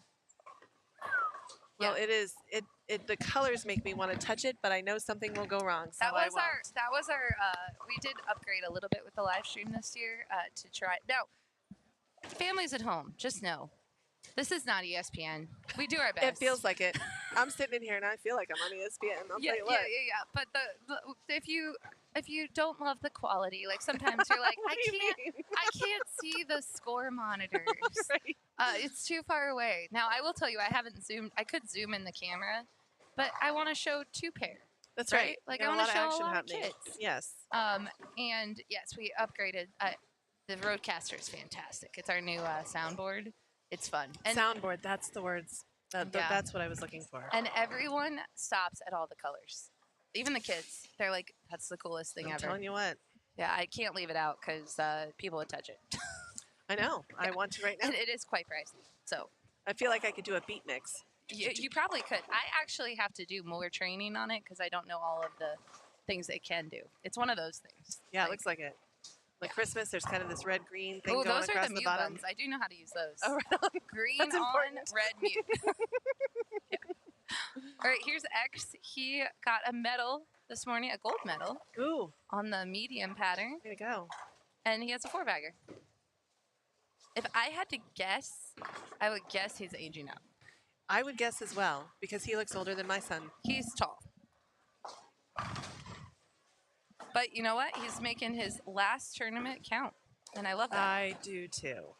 Speaking of last tournament count, it is a sad day because we have some, Seniors. oh my gosh. And Alex turns to me and he's running down the names and I'm like, nope, they're aging out. Nope, they're aging out. And then he gasps because they are part of his formative experience. Right? Those are the kids he looked up to, Right. right? Yeah. So, You know what was interesting, and I'd never, like, from a parent's perspective, I'd never considered this because we follow the kids, right? Like, we love watching them from a little young age like this, right? U12. And then we watch them age out. And then we kind of know where they go to college most of the time, right? right. And we try to follow it. It's hard. Like, there's a lot of them. So we try. And, Leanne and I will always be like, at the work, we'll be like, hey, look, she did really good. Or he did really good. Like, we really will talk about your children, just so you know, parents. But John Martin was in here yesterday with me. Wow. Obviously, Jillian Martin Yep. is his daughter. And he told me that he remembered, it was weird for him because he remembered more of the older kids Oh, than the younger kids. yeah, for sure. So for him, when he comes back to these events, he's like, I don't really remember these kids, but they remember Jillian. oh, And yeah. right. And so then on the flip side, when she's bowling in college now, she's bowling with Mabel, who Right. she remembers, and Yes. she idolized Mabel, right? Yeah. Like, yeah. so, which we have to look up a stat, not to bring up history or anything, but Mabel Cummins. So back in the day when the SYC started, when Gary started the SYC in 2017, Mabel Cummins won 6 events, and it was the record at that time. Right. And we only did like 1 or 2 a year. That was so close for Nolan. So close. Nolan's a superstar, by the way. Anyway, 6 events. We only did 2 a year. It's possible. John Martin said yesterday that Mabel went 6 for 6 wins. Oh my gosh. And we don't, like, I hate to say we don't remember this, but we weren't tracking things like we If are anybody now. knows that, it's a parent. I'm telling I you. know, what. right? Like, we have to reach out to her dad and see. But we're gonna go back and look Wow. at some history. That would be 'cause- cool. Yeah, because when we started tracking stuff was like 2019, and Yep. she had been aged out by then. Right. And so we're like, yeah, and she was pre-bull metrics. Oh my gosh. So we can't look at bull metrics. Wow. So we have to go back to the archives. Remember of those yellow spreadsheets. sheets? I know. Yeah. What was Yeah. it? Were they? I can't remember if they were carbon copy. Were they They carbon were. copy? We had carbon That's copy. right. Yep. Alex's very first and it's so funny because we're not a bowling family, meaning Alex brought us to bowling. Yeah. So when we got that sheet, his very first SYC, the plus minus Oh, column, yeah. we didn't know what that meant. Yeah. We didn't know what you're supposed to do with that. Which Add it all yeah. together. What are we supposed to do here? Yeah, right. Yeah, for those old enough to remember, we did the plus and minus and the carbon copy. It's funny because I was just clearing out my desk a year ago, and I'll have to open it again because I actually don't remember. We found, like, at my desk, we had stashed them in this cabinet I never opened, and I was cleaning out stuff. And I looked at Lee and I'm like, can we finally throw these away? Like, do we really they're need like these? taxes, 7 years. Because they all have that, because we printed a bunch. Right. So we had the, yeah, exactly. We had the SYC logo printed on them. Oh, yeah. So they can't really be used for anything Anything other else, than right. SYC. So, yeah, it was funny. Oh, yeah, the good old days. Thank you, Ted, for eliminating the need for that. We love bull metrics. Oh, and the other part of, like, waiting around for everything, Oh, yeah. for results Oh, my at the gosh. end. Yeah. Yeah. Yeah, you waited. We were in the room pulling our hair out. Right, exactly. It was calm out here. Reading. Oh, there's a pickup. Little smile. We got a smile out of him. Aw. All right. That was our friend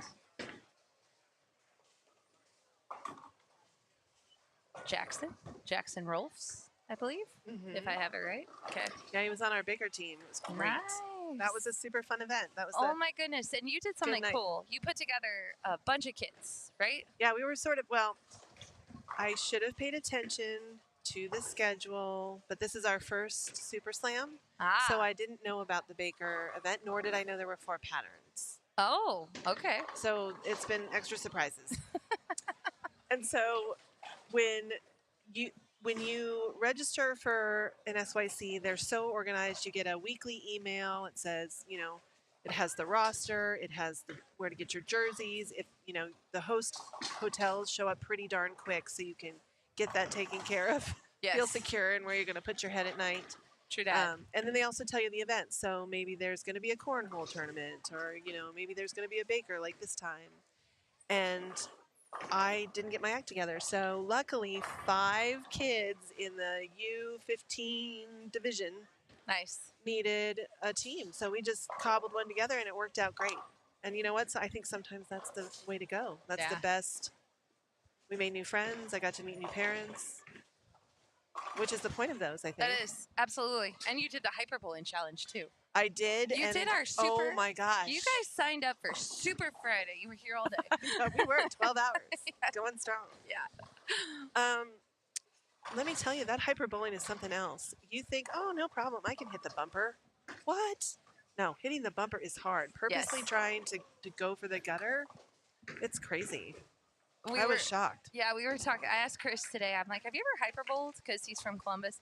He's like, yeah, I did at Mavi's birthday party, which Mavi is Maverick Tang. Oh, yeah, Mikey okay. and- Mavi, I like yeah, that. That's good. Yeah, Mikey and Mary's child. And Chris said, he's like, it's fun. It's not bowling. It's like Topgolf. Like, you know. Oh, Yeah. interesting. If you think about it, right? Yeah. Like it's the bowling version of Topgolf or whatever. Right. But anyway, these kids are bowling quick. Our Yeah. time Oh my is going gosh. fast, right? I know. But you can hang out because Alex. Where does Alex go next? I think he's right here. Oh, perfect. Yeah, Or you'll somewhere hang out. around here. Yeah, just hang out for another game. Why not? Miss Daisy, SYC champion. She's trying Boom. to get another title and a spot on the All-American team. Yeah, I think that's pretty fantastic. It's pretty fun. Let's see if so Daisy, we did have a bio for her. Let's see. That harsh reality is working. It is. So Daisy's 11. I don't think this is, well, it could have changed since April, but she's 11. She won a doubles tournament with her friend Kaden. I love that. That's her favorite achievement. I love that. I know, it's so cute. And she is in multiple clubs at school, including Anchored for Life and Gifted and Talented. Oh, nice. Very nice. Good job, Daisy. Get it. You're safe. Safe. All right, Mr. Rylan here. He's stepping up. I know Rylan. Rylan's from Ashland. Rylan is one of my very, very good friends' brother's stepsons. Wow. Yes, I know that was a long way to say that. But anyway, so That Rylan was 6 is from, degrees of Kevin Bacon right Yeah. there. Rylan is from Ashland. He bowls at Lori Lanes think I pronounced it wrong anyway. I'm not from here, guys. You're right. He's 12. He's won 2 JTBA tournaments in a row, and he is really good at baseball. He loves Kyle Troop. That's his guy. Right on.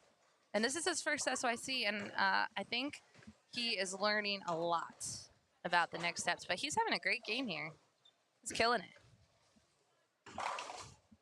Look at this guy go. Nolan is the best. He's Fun so to fun to watch. Yeah.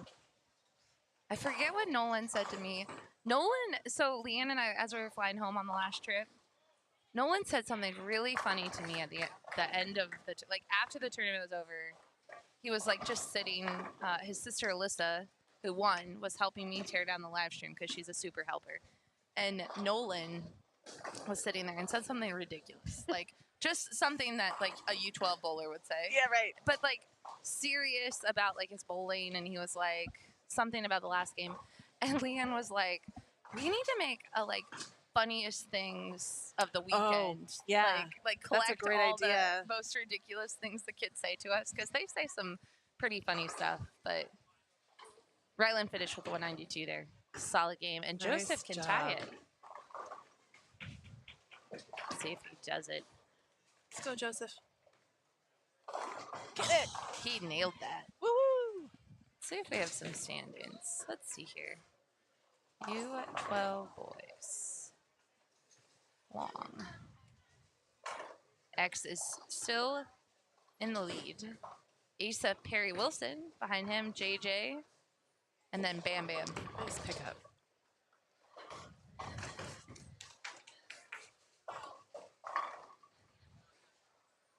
I like that. So how much did Alex learn bowling the U12 events? Oh my gosh. Well,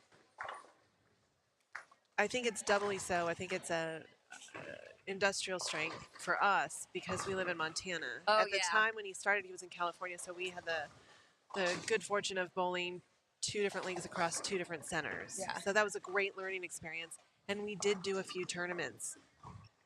But it's not like kids out here, I feel like, man, they have it. They have the dessert. They have the high school bowling. They have the middle school bowling. They have the tournaments. They can travel in the States. They're not as big as, a continent.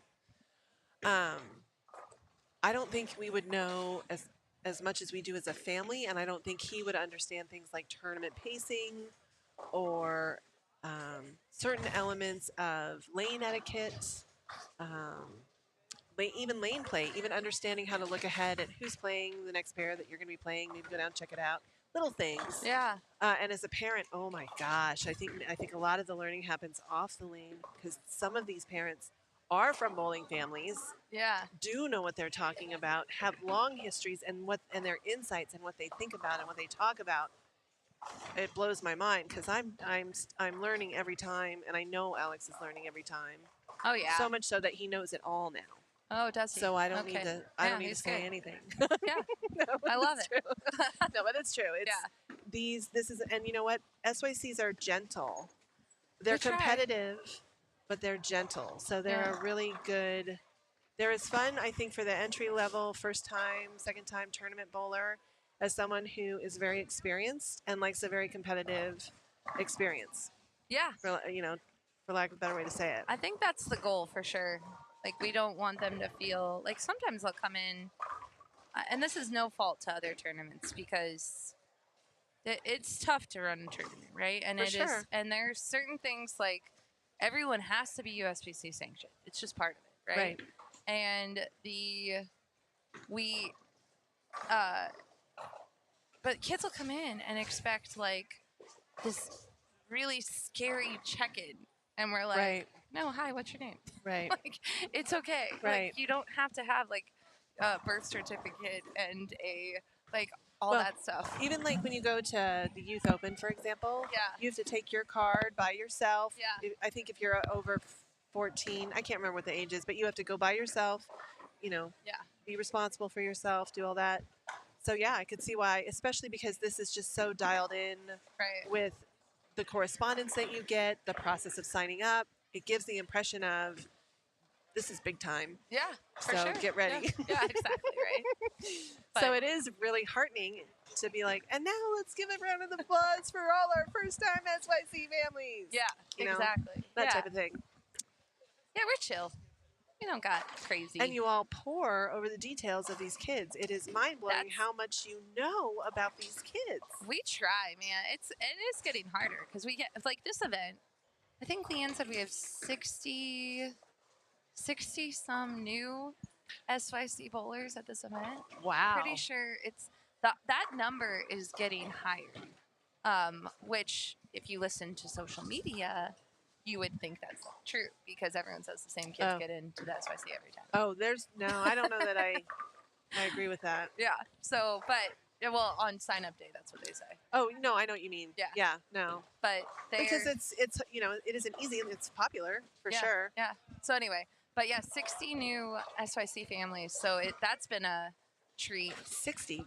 It's high. It's Yeah. very high. Because even when she said it in the booth yesterday, and I'm like, wow, that's a lot. significant of 190. Yeah, So, it's a good percentage for yeah. sure.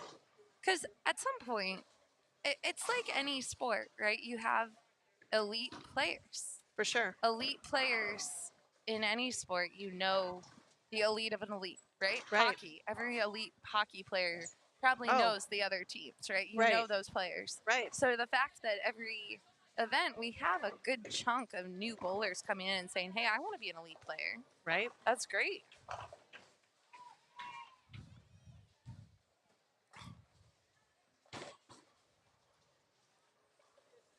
Tyler here is killing it. He could get to 196. He's having a great game.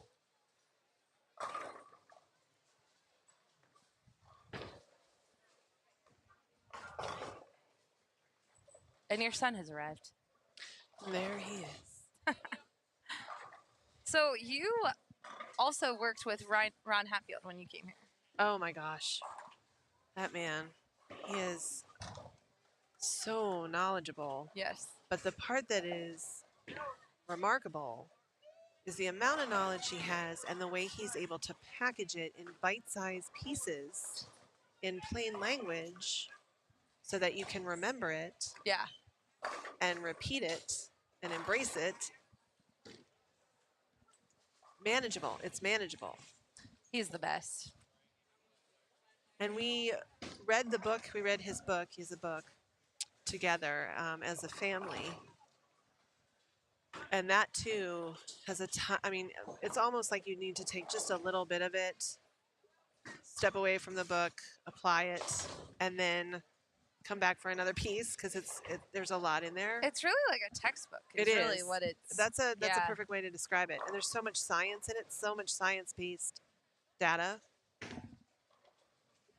And there are some surprises because certain things are challenged, like what is the pocket? What Absolutely. is it really? Yeah. Yeah, that demonstration's so cool. You know who was one of the testers for that book? You? Was. Wow. I lived here. I'm impressed. Well, he would call us in and feed us.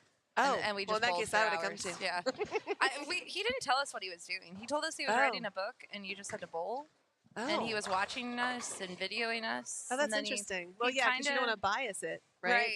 Yeah. Sometimes he would tell us what we needed to do or what he was like an area that we needed to stay within. Oh, interesting. And then he would just video us for hours and it was a few of us and he'd feed us and we'd bowl. And I was young and I'm like, this is great. This is fun. Doesn't get better than Yeah. that. Oh Food yeah, and it was great. bowling. It was really fun. So yeah, Ron's great. I love Ron. I think he's fantastic. There's so many great coaches out there though. I mean, it's a treat to get to travel to SYC to place. Oh no, my walkie-talkie's gone. I had a walkie-talkie. Oh, do we need help? Yeah. Oh, we got deadwood Mayday. or something? You know how to make it?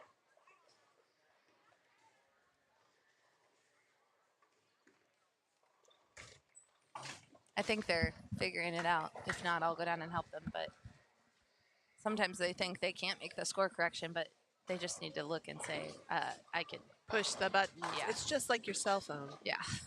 You'll be good. Yeah. As long as they show someone and they're not cheating, we're good. Which they did. Well, they'll hold each other accountable. Amen.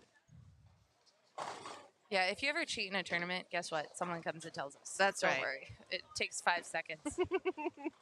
There's lots of eyes in the building. Yeah.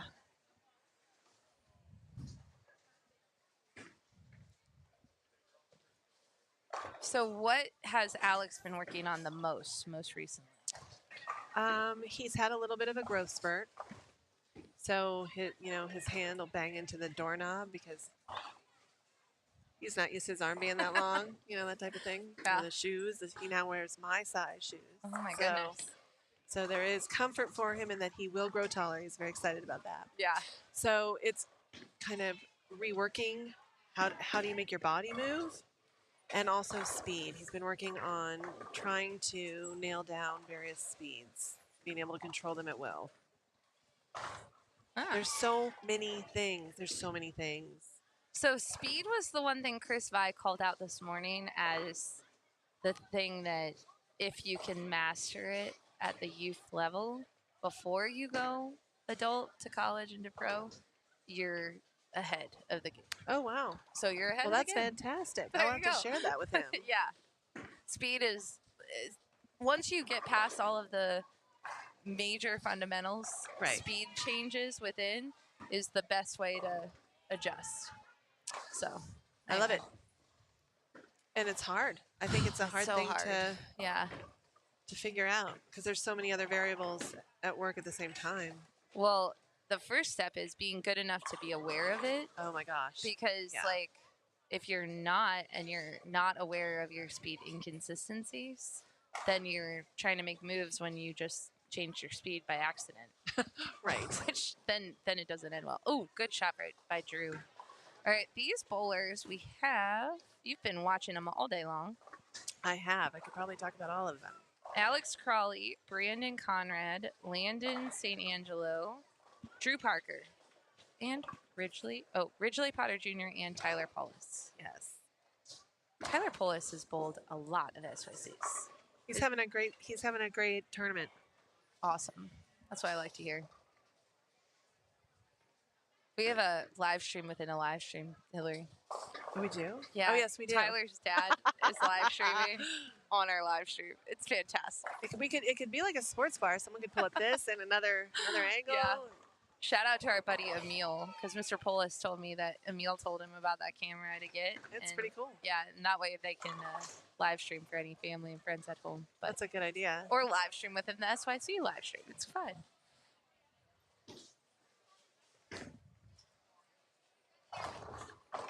Great spare by Landon. It's really fun at the start of tournaments. You may know a couple kids on your pair, you may not. By the end, it's sad to say goodbye. Yeah. But you might see him again. That's Yeah, the beauty of it, for sure, right? 100%. Because that's what kids have discovered. Like, if they meet a really good buddy that they like totally connect with, they're like, "Oh, you want to go on the same squad as Junior Gold?" That's exactly what they've been talking about. That's funny. Are you having to change a squad yet? Yeah, right. Actually, it turns out that we've got a couple kids already on the same. Oh, good. So Cool. That's we good. can look forward to that. Yeah, that's fun. Drew Parker here. Him and his dad are from the Ohio area. His dad coaches a lot of teams, high school teams. Telling you what, Drew is on fire this tournament. Yeah, Drew's having a great tournament. And just joyful. Yeah. Easy going.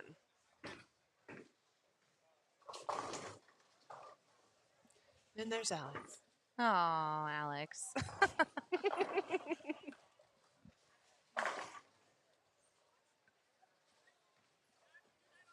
We should mic him because he will give a full rundown. You'll see his mouth is always moving. He's always Yeah. talking, whether to Yeah. himself or someone else. He's saying everything that happened. Yeah. Now, does he blame himself a lot for the shots? Or is it It depends. okay? I think it depends on what he leaves. Ooh, but you know what I'm going to do? I'm going to see if he'll look up here. Kelly Kulik had at one of the SYC seminars pre-talk deals. Yeah. she gave one of the best pieces of advice that has stuck with me, both in watching Alex, but also for myself at League, which is to break the chain, meaning to sacrifice a frame, Oh yeah.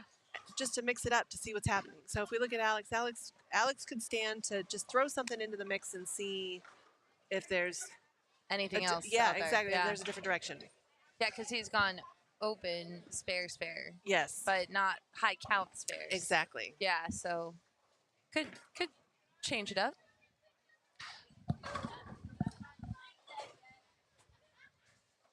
So Blair has given me numerous suggestions for places to go here in Ohio, and I made a joke that I was going to pack a Stretchy elastic waistband, but I really did. I packed an elastic waistband. I'm wearing it right now. Oh no! And, Where'd you go for dinner last Oh my night? gosh! We went to the Italian of her longtime school friend, Carvania's. which is huge. If you ever come to the Columbus, Ohio area, go to Polaris and go to Carvania's. And then last night, I will say we did try to go down to Shake number 8. Oh yeah. Or Oh yeah, you're gonna tell me you the say story. Shake number 8, right? Yeah. But it's right in. Here I go. If he's gonna look at me, I'm gonna do the break the chain. Here we go. Break the chain. He's not looking at me. He looked up for a second and then he's like, 2.2. yeah, he's like, nope, I got nothing. Shake number 8 is right on the outskirts of Ohio State. Oh no way! I didn't know that actually. I mean, you could either go into the campus or you could go to Shake number 8. Wow. Yeah. I had no idea. And last night there was something. Alex saw it on the marquee.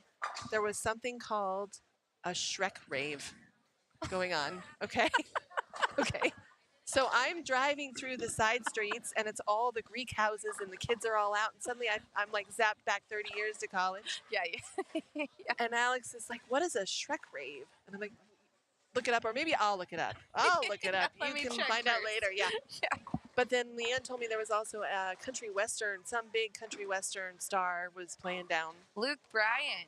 No. So I thought One the of them, Shrek rave was all about cowboy boots and sundresses, but now I know all those kids were going to the country western. Oh. But I mean, So it you was still mobbed. don't know There was what no a Shrek parking. rave is? No, I have no idea, but I will look it up. Okay. Yeah. Hopefully, yeah. I don't know. Hopefully I have it's no idea. cool. Yeah, Hopefully it's I don't know. PG-13. Is it like Shrek the I Greek don't know. ogre? Do they all dress up like ogres? Well, my sheltered mind now, being a mom, goes immediately to Shrek the ogre. I mean, and I what hope other? that's what it is. I can't not Google this. There's Shrek Rave Columbus. Look, it is totally Shrek. Oh, okay. Oh, and it was kind at of looks- Newport, which is right. Yeah, that's exactly where you were. It was 18 plus. So many people out, mobbed. It doesn't explain what it is, but it definitely shows a picture of Shrek. So needless to say, the parking was limited. I didn't think the frat boys would take good care of my rental car if I parked in front of their house. I understand. It was double parked Ubers. I just kept going. Yeah, So it turned out to be another trip to Crumble. that's fair. You know? Crumble works. You still haven't gone to Jenny's. Are you leaving Oh, tonight? I'm going to Jenny's tonight. Oh, thank This goodness. was another thing. If you go, I always get, there's like a lemon, there's a sorbet. I think Ooh. it's blueberry lemon sorbet, but because blueberry and lemon is my favorite. Perfect together. Yeah. There's like a brambleberry crunch sometimes. Brambleberry? Yeah. Oh, What does that even taste wait, like? hold on. Okay, we're Is going that to go. raspberry? I'm sorry. Everyone's going to yell at us in the I chat. know, We're going to I go know. off topic for a second because if we don't talk about the I will bowlers say every that second, Trevor hang on. just crushed it with a strike. Okay. Good job, Trevor. You keep talking about the bowlers. I will handle the ice cream flavors Right at on. Jenny's. I got my eyes on the lanes. Okay. Because Jenny's is like, so Jenny was this person that was a chef and brought like flavor concoctions to ice cream. Ooh, fusion. Fusion, yeah. Yeah, there's Ah. my brambleberry right there. Wow, if you could see this, folks, that looks amazing. Okay, all flavors. Now, okay, I don't know. Does it show in-store versus...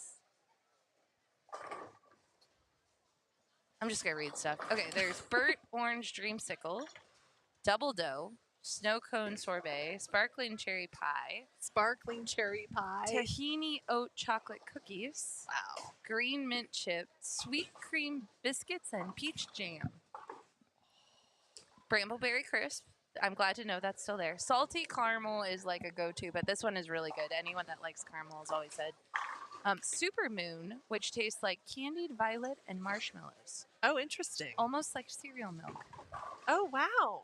Cookies and cream, brown butter almond brittle, nebula berry, tart Nebula berry. like a blueberry and vibrant like a raspberry with an elderflower fragrance. Okay, I missed all of this, but banana is my favorite flavor on earth, and I saw that it was the flavor of the month, so I didn't go any further. And that is where I went wrong. Fluffer Nutter Pie, roasted peanut butter and vanilla marshmallow ice cream side by side with oat pie crust pieces. Wow. Yeah. So anyway, and it keeps going. So yeah. Jenny, is it Jenny? Jenny, if you're out there, you need to open one of these in Montana, please. Yeah, see, here's the person that's yelling at us about not talking about pin counts. I apologize. I We're knew it was back. coming. I'm sorry. We had to talk about ice cream. I apologize. The bowlers on 33 and 34 just started, so we're here. Who do you think they're rooting on? Frank and Elma Cole family. What bowler? Let's see, so we can give you an update on the bowler that you would like. I don't know who that would be. Let us know who you're cheering on, and we'll give you a little update. Richley just struck. And we have two brothers. Landon Yes. on the right, and then his older brother, I guess, is Landon U15 and his older brother is U18? Yes. And let me see. So let me go up. Patrick. Mitchell Jensen, Charles Himes, Xavier Kitzmiller, Hayden Stube, and Patrick St. Angelo should have just joined us. Yeah, Patrick on the left is the older, and his brother Landon's up here about to cover his spare. Can I go back to food for a second? Hey, with me always. So, and this is actually, I'll wait till he's up to bowl. I'll wait. I have a minute.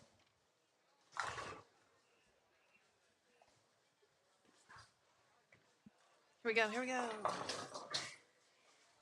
The thing that's so interesting about the U12 is there's so much power in their body, Yeah. but they're not quite big enough yet. Yes. So you just think, just a little taller, just a few more pounds, and then that pin carry is going to be insane. Love that posting up. That was so cute. Sorry. Go, Drew.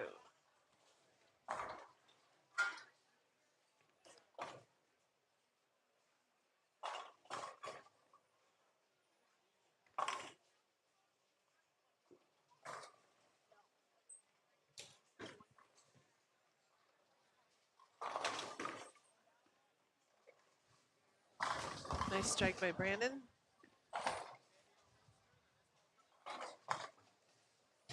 Oh, wait. I almost missed my opportunity. Okay, landed. Landed, that's up, right? Oh, yes. Okay. On 34.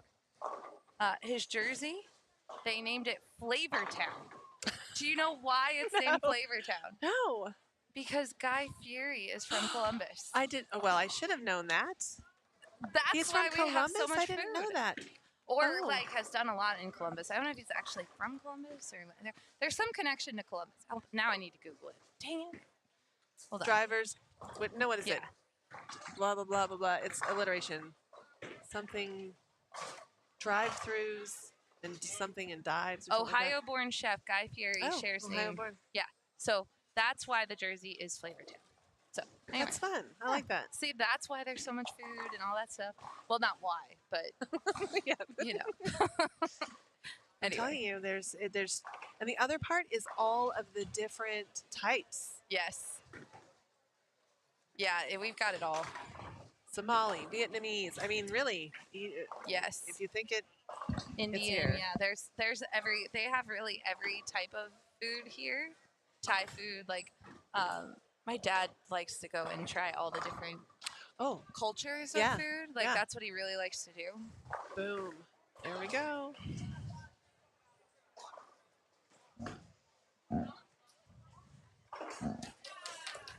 Oh. We'll throw back floss dancing by Drew there.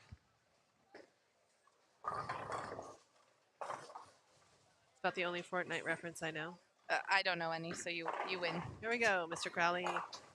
Yeah, and all this slang. I don't know if Alex is into all the slang, but Sigma is like a thing. I try, and actually, Do you know Sigma? What is I Sigma? do know Sigma's. Well, Alex is gonna watch this back and say, "No, you don't." But I believe. Okay, I believe here we that go. Sigma is good. Sigma is like major. That's what I think too, but then they're using it in and I different hate ways. to say it in Ohio, but Ohio is not I good. know. I So said it's not this to good, someone. so, That yeah. I don't know why we get this like weird rep now. It's ridiculous. Yeah. Yeah. Anyway, Oh, something orange. That's the something orange dance. there's an orange dance. Yeah, I can't remember. I know it has the word orange Yeah, in it. I'm not hip. I'm not. I could break a hip. That's the stage Right, I'm in. exactly. That's Like, where I'm going. I'm like, I got nothing.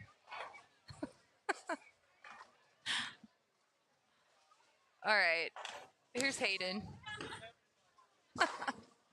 They said they're just Boom. having That was a fun. lovely shot. That was lovely. That was lovely. I love that. Lovely. Aw, Brandon got a rip off. All right, so score watching. There's some strikes on Alex's pair. We're striking here. That's what they're doing. The bowlers. Let's see. Who's bowler B? Bowler B. Lost my lane assignments. Normally we have a printout, but our printer died. So this is what it is this weekend. Brandon Conrad still can go out for 190. Landon St. Angelo is just 2 open frames and a lot of strikes. That's I what know. Landon's doing. This block has really worked well for him. He's been very consistent. Yeah.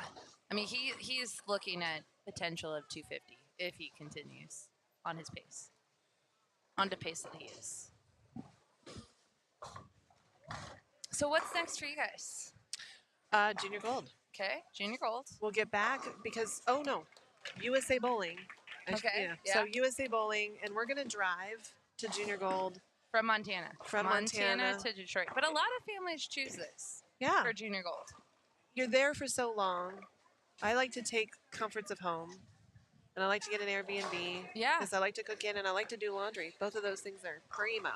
Yeah. So we'll go early. USA Bowling, I think, starts the 10th, I want to say. So we'll leave probably the 7th. Nice. Yeah. And then Junior Gold, and then we'll do the Survivor tournament because everybody loves the Survivor. It's a great, fun way to end the. Well, you hope you won't. Oh, do well, the no, we will Survivor not be tournament. doing the Survivor There you tournament. I go. think that's what we on TV. Yeah. Yeah. But yeah, If you do end up at the Survivor tournament. we're going to manifest in the present. We are. Yeah, exactly. And Alex is making it all the way. that's right. Last chance. Go team. 15. I know. My gosh. Yeah. I still can't believe it.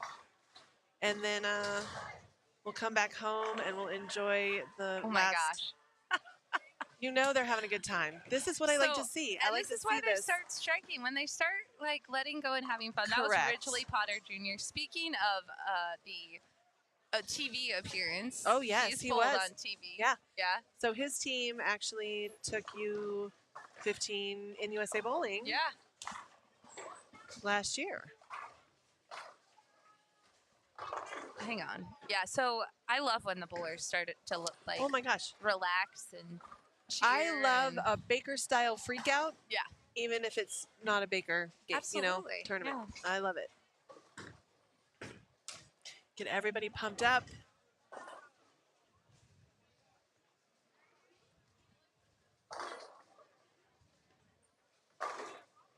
Look at him. Nolan Oh, Randy. Nolan, Still Nolan going. I think is off camera, but he was down. He was getting into it.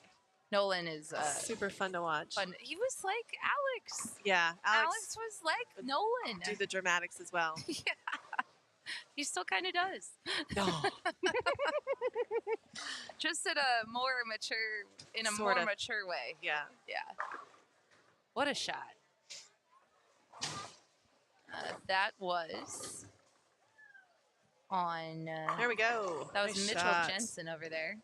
with that stellar shot on 34. Drew just keeping it going. Drew is getting into the cheer game and doing a little cheer for the camera. Go, go, go.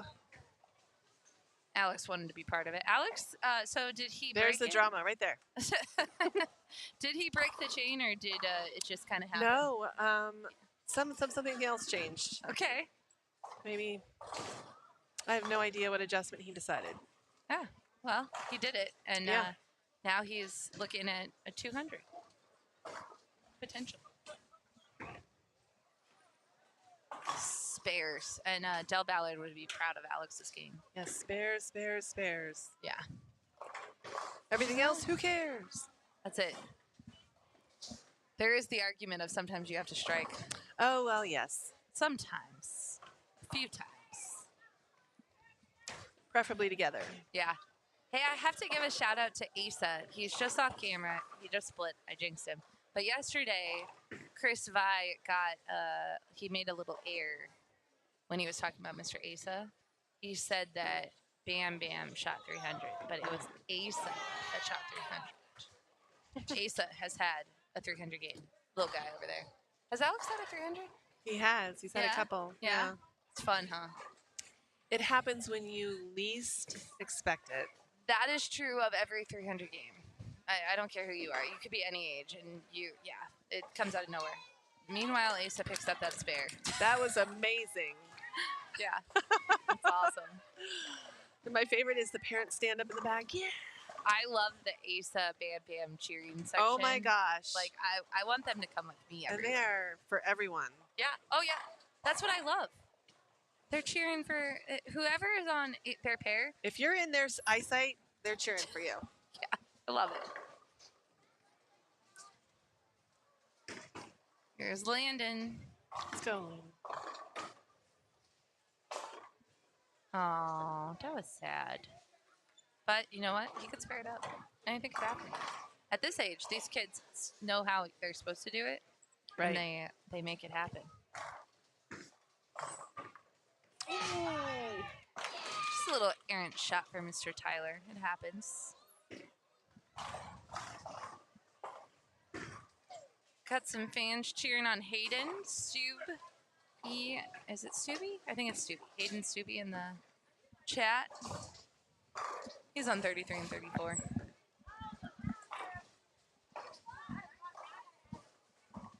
Got some JJ fans. Wow.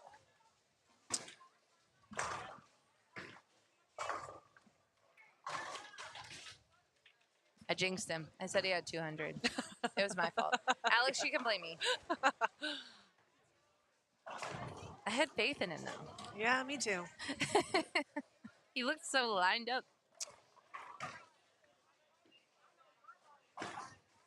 Good spare, though. All right. Now, if I were him, I would try something in this fill ball. Yes. Let's mouth the words, Phil. Come on, Alex. Do something different. Get a ball. Make a move. Or not. No, we're just gonna fill it up. That's fine too. Every pin counts.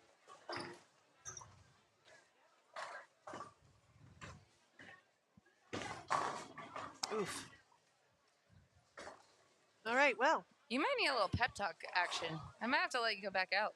Yeah, I think it's about that time. Gotta So get my pom-poms. We'll finish this game up, and then I'm gonna relieve you to your most important job, mom of a bowler. Yeah, right? It can be When it's good, it's good. When it's bad, it's ugly. yeah. Well, thanks for joining us. Oh, this was fun. Hillary, I love how into everything you are. You make Aw. it so. We love when you come to an event and you were part of our Shark It's Tiger easy. squad. That's right. Go Shark. know. Team Shark. I'm just telling you, Gary Holstenberg, there are always more Shark jerseys in the building than there are Tigers. Have I seen a Tiger jersey? I never see kids wearing a Tiger saying. jersey. Just And saying. it's always Sharks. Caitlin Stoll wears her Shark jersey every Sunday. It's Shark Sunday. Really? Mhm. That's You know, awesome. like Tiger Head is red. Yes. No, we have Sharks on Sundays. That's great. It makes me so happy. She I comes love and shows that. me too. She's like, she forgot it one tournament because she was traveling for so long, and it was like the end of a trip. It Right? was the SYC, and she forgot it, and she was like, and bowl good because I didn't have my shark jersey. It's got good juju. I'm telling you what. Yeah. It's awesome.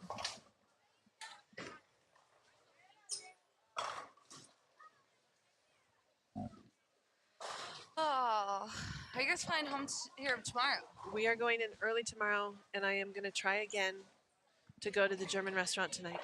Oh. Last night, let me tell you how popular this German restaurant is, and that is the only food thing that I will say, and I then I know, will we're getting leave. yelled at again. We're about to take a break, guys. I have to let Hillary leave, and so I have to take a break, and I'll be right back. You'll only miss a frame, but go ahead.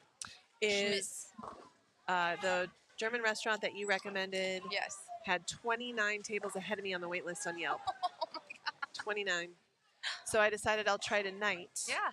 With the hope that everybody was having a date night last night. Oh, okay. All right. I like your hope. They may be just that good. That ball. Yeah. There was a bowler that just bowled and he had a pin down. Hang on a second. What? Let's go, Tyler. I think he does. Yeah. Paul, can you help? No, not. Hang on. All right, folks, we're going to take a short break. Really quick. Hillary, thank you for joining us. I hope you get German and ice cream, and we'll see you. All right. Very good.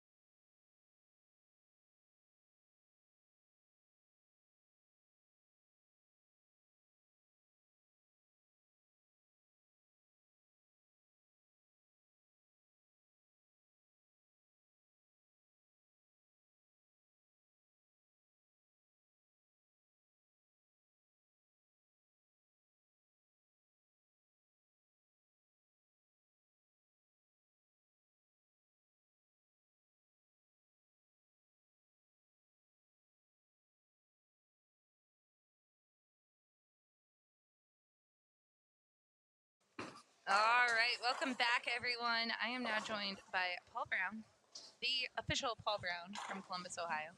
What's Hi, up, Blair. Paul? Not much. You're getting to know bull metrics out there. I know. It's a very good program. Yeah. Pretty easy to use.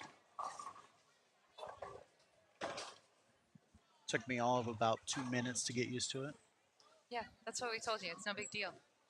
All right, we're watching some awesome bowlers. What have you thought of the bowlers so far today? Lots of different styles, I guess you want to say. Yeah. It was amazing to see the two-handed girls that are coming up through. Mm-hmm. So that's always fun. There's like 10, I think. 10 plus in this field.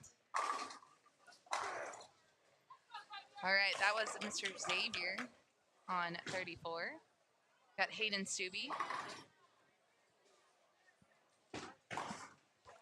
How would you be attacking this at this point, Paul?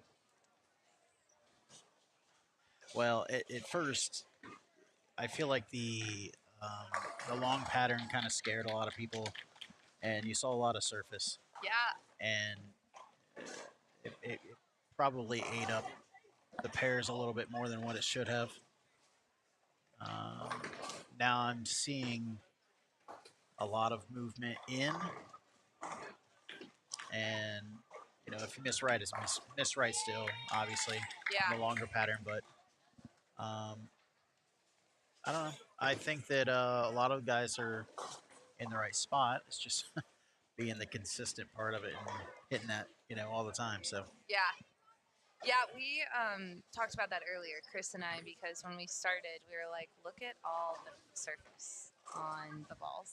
And it was a lot. Like, it was a lot. kids chalked them up. So, Yeah. yeah, Chris was talking about how that's like one thing that always happens is they hear long and they immediately think, oh, we need a surface.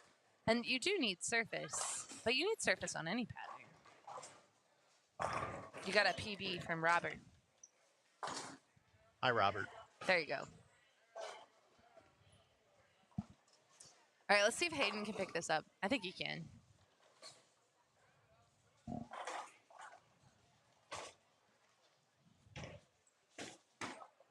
Oh. Oh, Got it. it. No problem. Nice shot, Hayden. He shot that like he's shot that before and knows what he's doing. That's what these kids do. They're like mini pros. So fun. I love watching the U12 bowlers too. Like Caden over here. You can see him just off to the right of your camera. From California. He's from California, huh? He's from California, and his dad and him, his dad's a teacher, and they've started a middle school bowling program. Caden helps coach it. Nice. Yeah, it's really cool. And how old is Caden? Oh, maybe 10, So 11. Yeah. Yeah, so he's under, Yeah. Yeah, I think that whole pair has a lot of fun bowlers. Yeah. A lot of fun bowlers. Yeah. Lots of shimmying going on down there. Of course. And of course, Bam Bam, who's just, he's fun to watch. Do you know that no one has ever really, per se, coached Bam Bam? It's like all just natural. Just throws it. He watches YouTube. And so, like, Chris Vi has kind of worked with him, but all he's doing is just letting him be Bam Bam. Yeah. Because that's what you got to do with just pure natural talent. Yeah, I agree. It's definitely fun watching that age group. Yes. Because then you're going to see them in a couple years and you're going to be like, yep, I knew it. Yeah. I knew it. Yeah, and you got a buddy down there, Rylan. Yes, Rylan Mills. Yeah. He had a great game on the live stream a couple games ago. 190, I think. 192. 192. Yeah. Got relaxed a little bit and then, went back down there and next game with no spare shooting. So. It happens. But he did make a run. I think he was 15th on this block after game 1. Nice. And then he moved up to 11th after game 2, and then moved up to 8th after game 3. And then I don't know where he's at now, but he's going to drop, I think. But, okay. But he was definitely making a run there, so that was good. Yeah. It's his first one. This is his first one. Get some experience. This is actually his first year competing at any tournaments. That's awesome. And his first JTBA a couple months ago, he won. Nice. So, and I believe he actually beat Bam Bam in the finals of Oh, that. nice. So, yeah. Yeah, starting to get his feet wet. Yep. He's got the bug that bites us all. Well, he's part of the Ashland crew. So, those guys are all teaching him things. So, he's got them to look up to. And, yeah. I like it. Got Patrick St. Angelo here. He left himself a pretty tough split. Oh, he kind of ran at it. I thought he might slide it over. Never know. I thought he was going to get lucky there for a second. Yeah. Nice spare. Did you know, Blair, that spares win championships? I have heard that a time or two. Yeah. By a lot of people. Yeah. Good shot by Landon.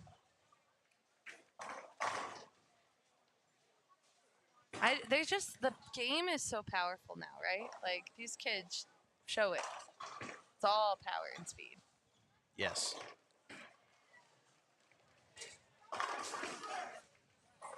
Got pumped up on that one. He I like did. it. Yeah. He's like, I'm here. That messenger. What was that? Well, that messenger got blocked. But that was not That's fair. not right. He should have Not right. gotten that one. Come on, Mitchell. Blame that one on Julie. Absolutely. She's black clouding in back there. Scott wants to know, how's Kai bowling? Kai is just to the left of the live stream, and I saw his mom earlier. I saw his mom yesterday, and I said, how's it going? And she goes, oh, Blair. Today, I just saw her. I was down there. There was a bowler on the front knee, and she said, it's not been a good weekend in Ohio for us, Blair. So Kai is popcorn, as we call him. He's hanging in there, though. I see him down there. It's not, he never gives up. That kid loves to bowl. So I'm new. So who is Kai? Kai Struthers. Struthers. He's down there. He's in that orange jersey off screen. Okay, I see him. He's won junior gold, I believe. Nice. He's junior team USA. Okay. He's done a few things. That sounds like it. I think he was on the Late Show with I can't remember if it was David Letterman. What? Oh God! What happened?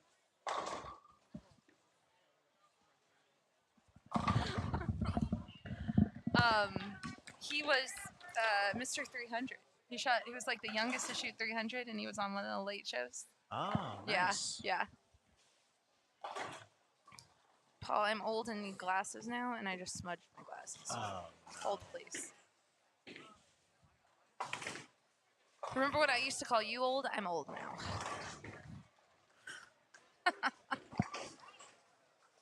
I can't really call you old anymore. I still do. All right, let's see if Patrick can. You know what? I don't want to shoot this fair on 33 right now on the long pattern. I don't want to. He does got it. Yeah. Solid. No, never doubt. Yeah, the cheering that you hear in the background, that's the Bam Bam crew. Oh, yeah. And the Asa crew. The Wilson Perry. I love that. I want them cheering for me all the time. Yeah, once again, that whole pair, they get into it. You got Trevor down there. Yeah. I just met him today. He's fun. Have you met Sissy, his little sister? No. Oh my gosh, she's a trip. Oh, is that the little girl down there? No, she doesn't bowl. She's back watching. Okay. She hangs out with grandma the whole time. Aha. She's doing gymnastics now in the bowling center. Oh. Alrighty then. Yeah, it's great. Xavier is getting pumped up right now. I love it. And Robert says you don't know anything about getting pumped up. For those who don't know, Paul likes to be pumped up. Listen, Murgatroyd. Good shot by Hayden. It just didn't get there, though. It didn't. It's not. This morning it got really tight down lane. It's not quite as tight down lane this afternoon. Like you said, fronts blew up. Yeah, I don't think he liked that missed spare right there. I don't either. Well, it was in the 10th frame, Paul. Yeah, I know. These kids have a lot of passion. So it looks like when they finish up the 10th frame, we might have a short break. Trying to see if our bowlers. Oh man, do we have Manny coming to the live stream? Emmanuel. Emmanuel Guevara. Oh my goodness. Guevara. Emmanuel Guevara has been deciding whether he wants to be Emmanuel or Manny this week. We have been having this discussion. So today, we're feeling more like Manny. I mean, it looks like Manny to me, so yeah. We're just going to go with Manny. Yeah, so Chris Vi told him Emmanuel sounds a little more professional. Manny is like chill, laid back. So we've been debating which one we are. Today in the medal ceremony, he felt like a Manny. So all these kids' personalities are so fun. Yeah, I don't know how you deal with it all the time, Blair. It's like, fun. It's like, for me, it's like looking around dealing with like 192 of Blairs. Yeah. That's not always good. Oh, no. They're all great. What are you talking about? They're awesome. They are awesome, actually. And they travel all over, and their parents are so committed to it. You know, you did some youth bowling tournaments. You know how committed these parents can get to the kids. Yes, and I love it. Yeah. And if without, without the parents committing, obviously there's tons of kids out there that don't get the chance. Oh yeah. And thankfully the parents that do allow it and can make it happen. It's a very good thing for their kids. Yeah. When's Gannon gonna bowl? Come on. He does bowl. He's still two-handed with no fingers. Yeah. Just kind of shot puts it down there. Reminds me of buddy Jordan Ventresco. Nice. So shout out to him. But yeah, he is just kind of, if I do it, I do it. If not, so be it. He was like third in average for the boys for his age group this year. So it was about 95 he averaged. So Nice.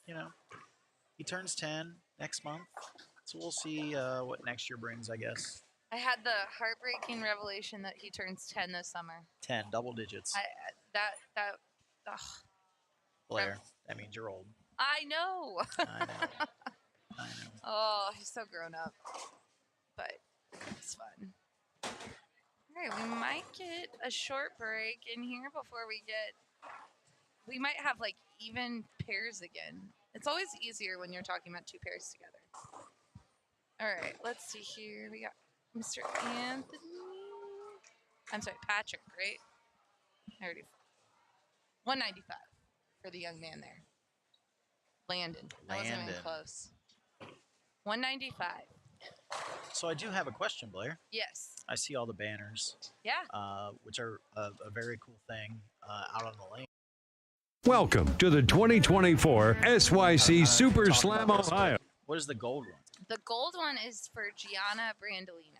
Gianna has 12 SYC titles. Holy crap. Which is tied with the record for Jillian and Spencer Robards. She's bowling this weekend. Okay. And at any moment in her career, she can break the record at So 13. she's tied with them. Yeah.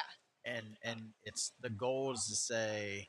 So when they hit 10, they get to change colors. And she actually got to pick her color. So she's the only one in here with 10. Mm-hmm. Yeah. Okay. Yeah. Okay. Yeah. There's some that are close to 10. So it could happen. But and that once again for me goes back to the commitment. Oh yeah. You're talking she's 110. Yeah. Obviously she's bowled in a lot more. And actually, her winning percentage is quite high. So I'm sure. So her, we talk about this, but I'm pretty sure she's only lost 2 that she's ever bowled in, 2 or 3. It's incredible.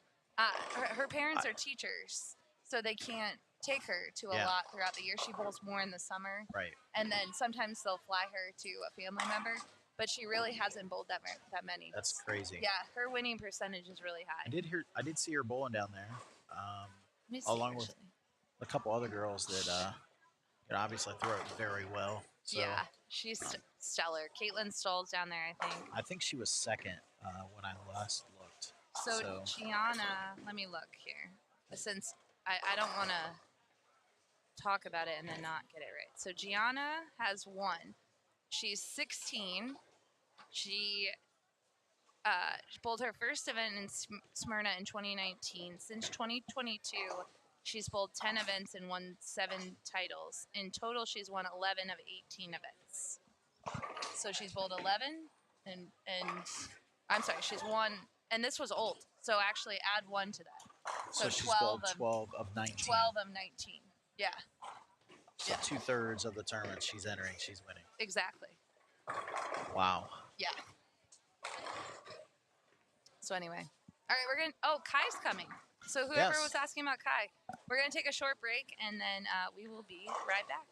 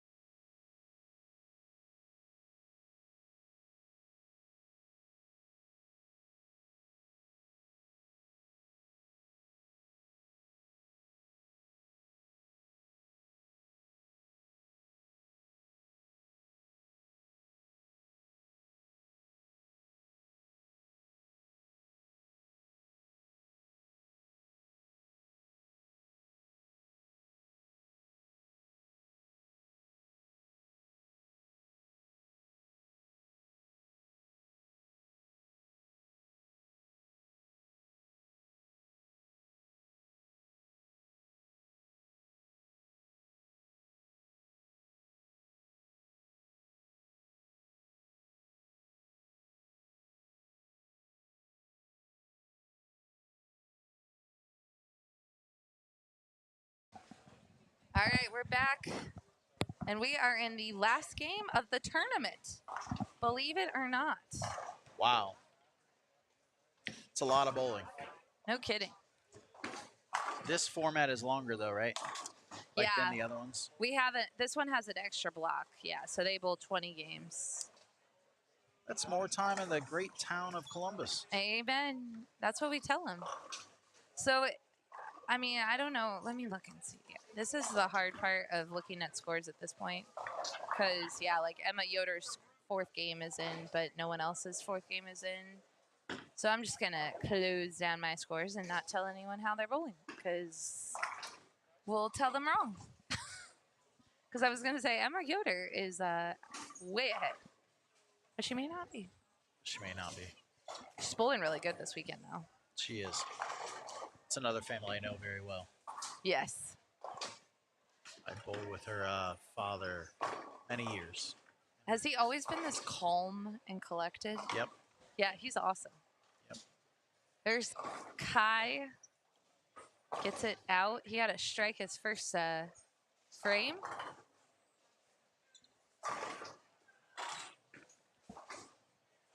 Scott, if you're still watching, that is our friend Kai there.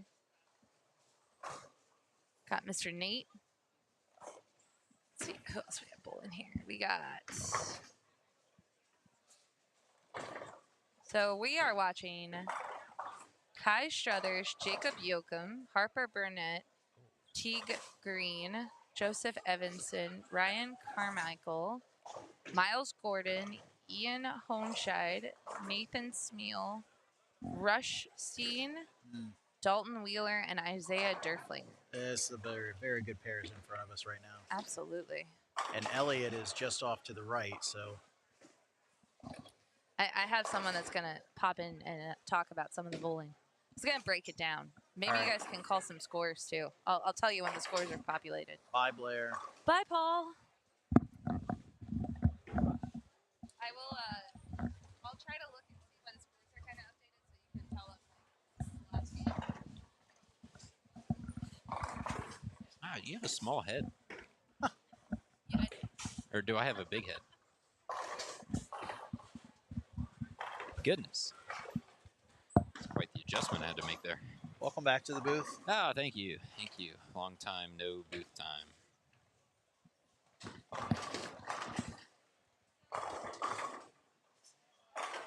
Paul, how we doing?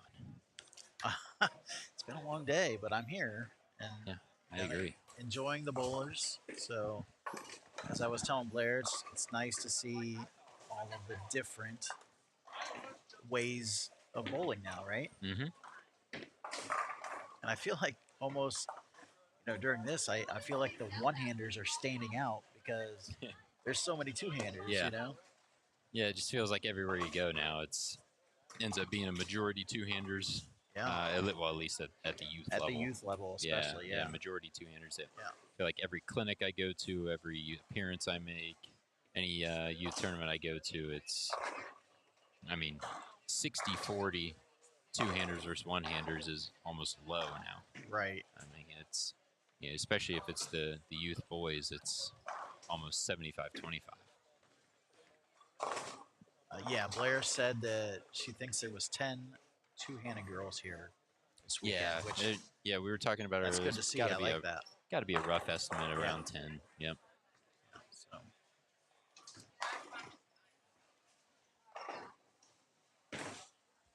Yeah, it is. It's crazy. Talent level is just so good. So many different ways of doing it. Right. I feel like, the age-long question is, how do we keep them interested, though, Because after, you know yourself, after, the bowlers that you grew up bowling with and, tournaments, JTBA, stuff like that, and they just kind of seem like they kind of fall off the earth, Yeah, like life, they just kind life of disappears, happens. Yeah. I think obviously this gets them involved at a much younger age, and they kind of get into that rhythm of competitive bowling, and they understand that it's not always going to be easy. And I think this transitions them nicely into college, And then from there, it's obviously, you know, it's hard too because there's some college experiences that just turn people off from bowling, or there's some experiences that make people want to bowl for the rest of their life. So unfortunately, there's no way to control any of that. But just giving them opportunities to bowl, and I mean, just keep giving them chances, keep giving them things to do, and that's really all you can do. You can't make people stay, but if you make their experiences why they have the chance good, they're way more likely to stay. Yeah. A bowling bag tipped over. Or, somebody may have fell. Actually, I don't know. I saw security guards. Yeah. So who knows? These kids are getting rowdy. I definitely think you're right. And this the SYC thing. I mean, I've only been to a few, and I mean, they've always been positive. Especially with the parents that I talk to, and enjoying that experience about traveling around and almost making this like a PBA of the youth bowlers. You know what I'm saying? Like this is always like the best of the best that should come out for these, and it definitely makes the other kids want to get better. So I see a lot more practicing in the centers, because of these things. So. Yeah, and I notice I usually do one a year of these events. I usually don't do any more than one a year, but they have kind of those people that keep coming back, and every year they're just a little bit better. And the next year they're a little bit better. The next year they're a little bit better. So not only are they having things to do and things to bowl, but they're learning, they're getting better, and they're not just bowling and doing the same thing. So that's what I like to see.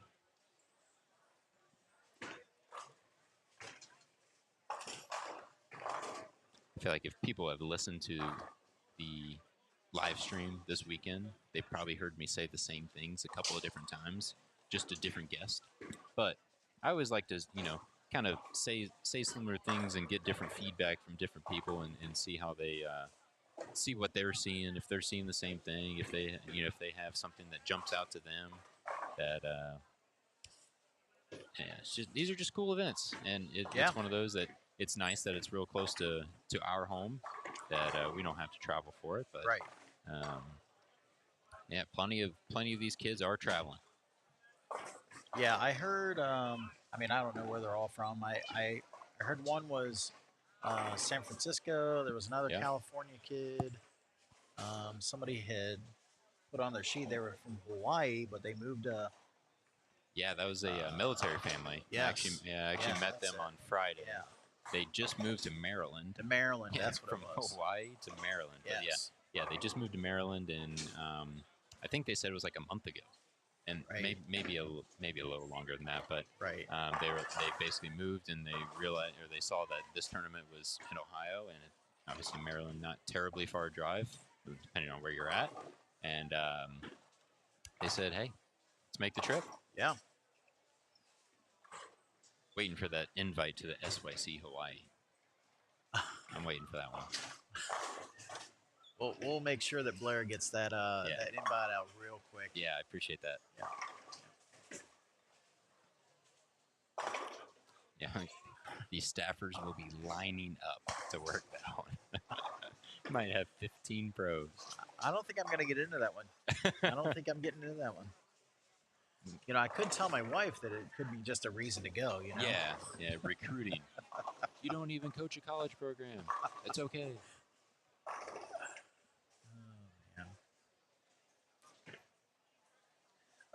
So a lot of the kids I don't know, and somebody had asked me about Kai earlier, and I was like, "Who's Kai?" And, Legend, Kai Struthers. Hearing, so. Yeah, he was the youngest, I believe, in New Jersey. Shot 300. Yeah, youngest to shoot 300 in New Jersey at the time, and he actually threw out the first ball for a PBA show not too long after he did that. I think it was. So what was his age that he was the youngest? He was 10. I think he was 10 when he did it. It wasn't the national young age, but it was the state youngest. Yep. And I'm pretty sure it wasn't that long after the PBA was in New Jersey, or something along those lines, and yeah, they had him throw out like a ceremonial first ball on the TV show. So yeah, that was pretty cool. Pretty cool. Yeah, he's been around the block. It's funny, he looks just so, I don't want to say uninterested, but it's just like this is just not a big deal. Yeah, it's just not a big deal. Yeah. On the other hand, this is a big deal, obviously. Yeah. So, a lot of these kids, we saw in the last game when Blair was with me, we were talking about the kids that were 33 and 34, and the one kid was just humped. I loved it. I loved seeing that. Mm-hmm. So just how much it means to get those big games in and move up the ladder. Yeah, especially now. I mean, obviously this is now game 20 of the weekend. Right. We're getting some final standings probably up here pretty shortly to see who can make some moves towards the end here. And yeah, if those kids, if they feel like they got a chance, or feel like, hey, I got a chance to medal this round, or I got a chance to do whatever, then hey, they're gonna want it. These kids are competitive. Yeah. That's why they're here. I just want to go run and tell Miles that his ball's hooking early. I've seen 3 shots, and I've seen a bucket. I've seen the 8-10, and that one he tried to move further to the right, and 6-10. I just want to like move him a little further left, and just like, hey, just throw it a little slower. Yep. Just a little slower. I've gotten to watch him and his brother grow up in the Sequoia League. So, what you said earlier about watch them in 2 years and see where they're at. Well, that's for sure happening, and they're both pretty amazing. So. Yeah, just outside of your screen on the right side here, just through that shot, that is his brother Elliot. He had a 2-handed lefty and a 2-handed righty. Yep.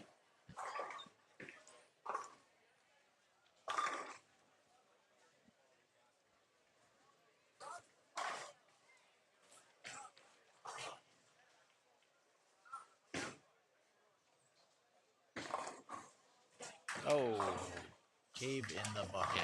You love that. Yeah, I was going to be curious to see how much they started to hook here towards the end.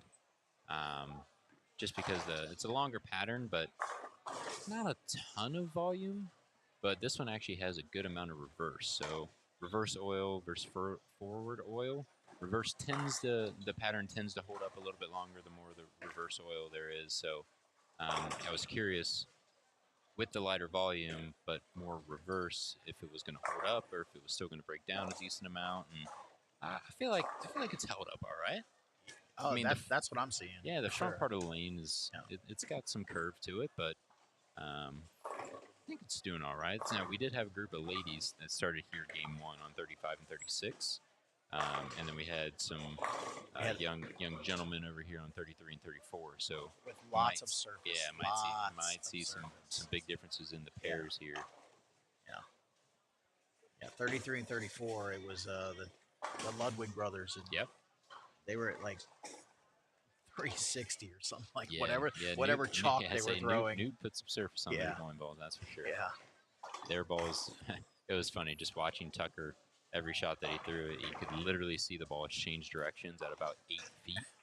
And I was like, man, that just doesn't seem like that is the best game plan. No.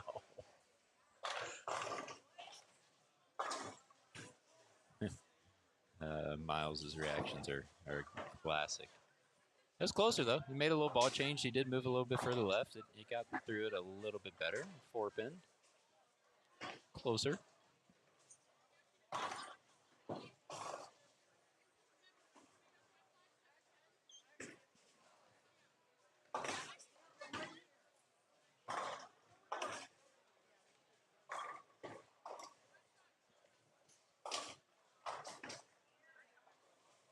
Yeah, so Jacob just threw a shot there on 34. I'm pretty sure he bowled a pro-am that I was at and it's been quite a few years. I mean, he was young and he was small, and I want to say it was Indy. I could be wrong, but I want to say it was in Indy. And I mean, I remember seeing a picture, and it was, I mean, he was very young, very small, and I remember bowling with him. I was like, oh man, like this young kid throws it pretty good. Yeah. And then he starts bowling SYCs and starts bowling this stuff and growing up, and now he's getting a little bit bigger and being able to throw it a little bit harder now, and yeah, still throwing it good.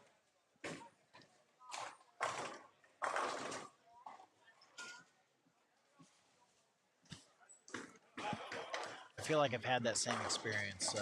Not obviously, I'm not a pro bowler. I don't bowl the pro-am, but I had that same experience with the Ashland kids. Yeah. And National champions. national champions. Shout now. out Ashland Arrows. Yes. They're for freshman kids. I've just watched grow up, and the last like 3 years, them going from 7th and 8th graders to 9th and 10th graders. Obviously, they're now all taller than me, and they just all throw it amazing. And just them gaining that strength just in like a 3-year period is just crazy to watch. And obviously, it's made them better bowlers because the power part comes into play, and they've used it to their advantage. Oh, absolutely. Yes, yeah, every time I see Max, he's at least 6 inches taller than the last time I saw him. Yes. And he still throws it good.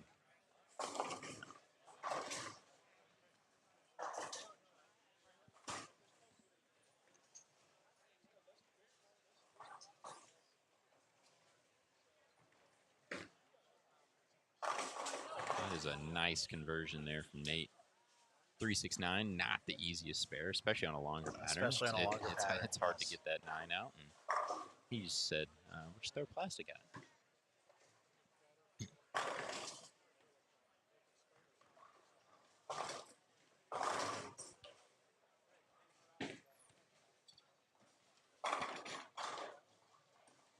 All right, so we got about 4 or 5 frames left, depending on what pair we're looking at here.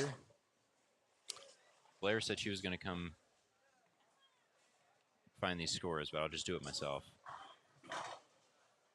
Do we want to look at total, or do we want to look at this block? We'll look at total. We'll look at total. See where that's at. I hope all of these games are in. I would assume everyone's like at least in the 4th or 5th, so I would imagine all of the games have been entered.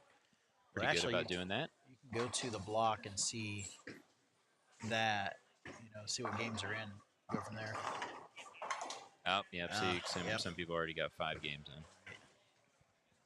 Yeah, so a little confused here.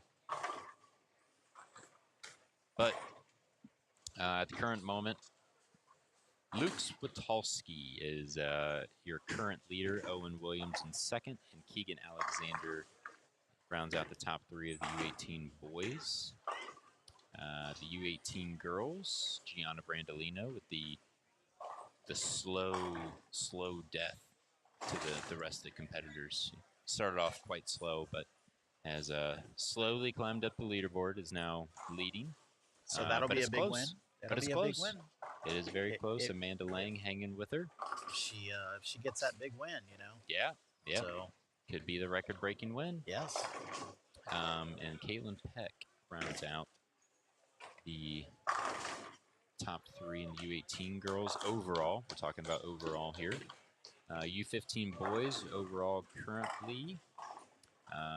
Emmanuel Guevara is leading. Ridgely Potter's last game's already in, but it looks like based on average-wise, he's actually in 3rd. Rush Steen is in 2nd. Ridgely would be in 3rd. And Rush, I believe, is right in front of us somewhere, right? Yeah. Yeah. So those 3 guys are pretty far ahead of anyone else. Yeah. It's like Isaiah Derflinger, who's also in front of us, is tied for 4th. Oh, right. You're right. Yeah, it's kind of funky Right. how Yep. some are updated, some aren't. But Isaiah is tied with Mel Sim, or MJ. All right, U15 girls overall. Savannah Portillo has now taken the lead. Anna Anthony had been kind of dominating this weekend so far, but Savannah's bowled really well. She had a nice 240, 247, I think, to start this block on the live stream pair. So yeah, she's been bowling well tonight. So she is got a 44 pin lead on Anna Anthony, but I think Anna's already done. Anna's already done, so Savannah needs basically about a 160. I think she'll be all right.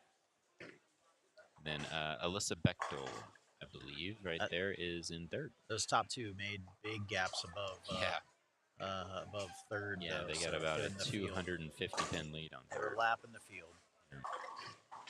Down in the U12 boys overall, we got Hex Ingalls is overall current leader with Bam Bam. Aaron Cabanis, number in the second spot. Got some clapping going on down there towards the lower end, so I'm not sure if somebody had a chance at 300 or what was going on, but hopefully we can get some information on that. And Trevor Mason, who I believe has medaled in each of the first three.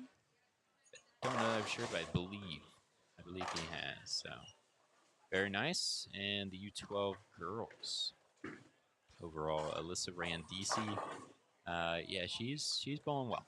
She's bowling well. She's currently leading Presley Rain and Leah Besevic. Those are your top three in the U12 girls. But yeah, Alyssa's. I mean, she way up throws there. it so Yeah. good. Oh, Did you get a chance to see her? Yeah, she throws it so good. She is going to be very good for a very long time. So.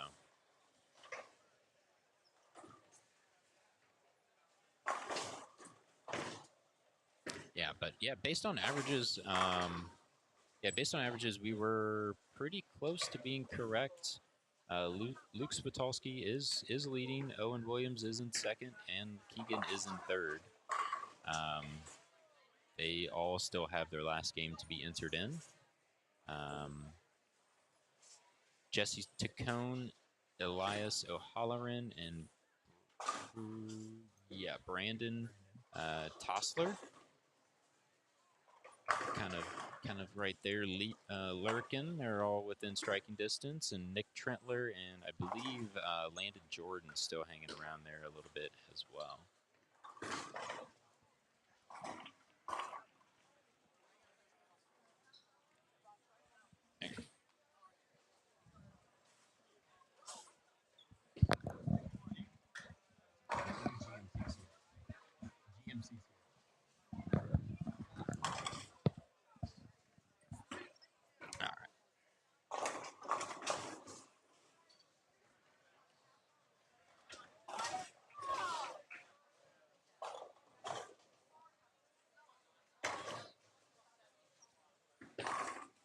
Definitely not the high scoring block of the 4 patterns. So at least from the scores that I've seen. Yeah, today was a rough day for the kids. Yeah. They were not too friendly today. And I was curious coming into this weekend, knowing that it was going to be here. And the last time that we were here, I don't know did you come to the SYC last time we were here? I mean, just an absolute strike fest. Yep. I mean, they bowled on, I don't know if it was 3 different patterns or 4 different patterns. I can't remember. I would imagine probably the same thing. So I imagine it was 4 different patterns. Yep. And pretty much the kids played in the same part of the lane on all of the patterns. Yeah. And they were all basically same types of bowling balls in the same part of the lane. And I mean, these kids are good enough. They're going to get comfortable. They're going to start striking. And I mean, it was just 300 after 300 after 300. And yeah, the scores were just absolutely insane. And yeah, so I wasn't sure if we were going to have another one of those weeks or if they were going to maybe, learn from that and say, hey, let's maybe not need a 240 average to do anything. So it's nice to see. We have a little bit of both. We had some decent scores earlier on, and now we've had a little bit of tougher conditions here. Manny got pretty pumped over here. He feels like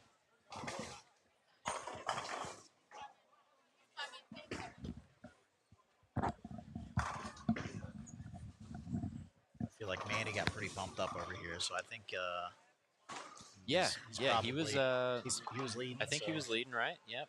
U15 boys. So he probably thinking he won, I'm guessing. So, Yeah, see. I mean, he had, Yeah, oh, yeah. Yeah, he had a Yeah. 104 pin Yeah. lead there on Rush. Yeah, so. And Rush is not necessarily bowling a monster game. No. So, it looks like he's going to wrap it up. Yep. Hopefully, Emmanuel, Definitely now got affectionately known as Manny. Manny, yep. Yeah, he couldn't decide if he wanted to go Emmanuel or Manny. That's what Blair said. He asked me, and I was like, hey, do you want to be professional, or do you want to be laid back, a little more chill?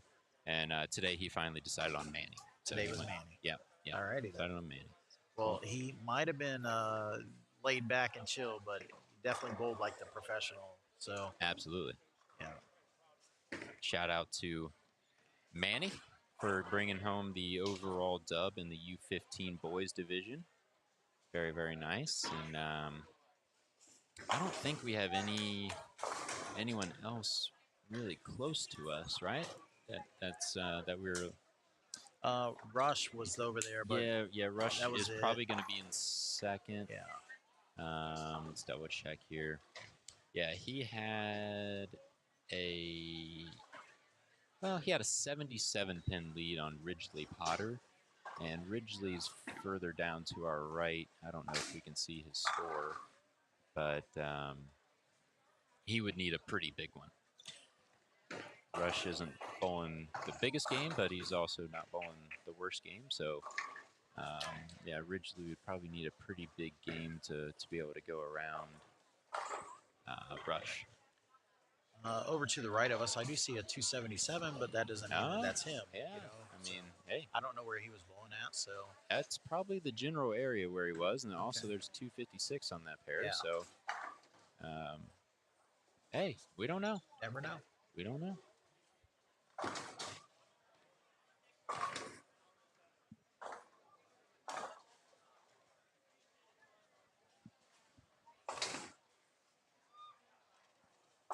Yeah, slowly but surely we got some scores being entered in. I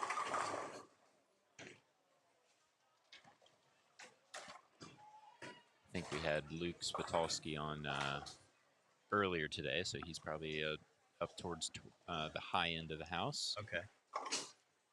U18 girls, I believe, are all towards the low end of the house now.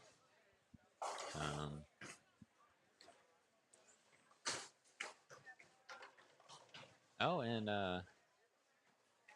Malia has got it close as well. So there's 3 people fighting for that title. 3 people within 34 pins.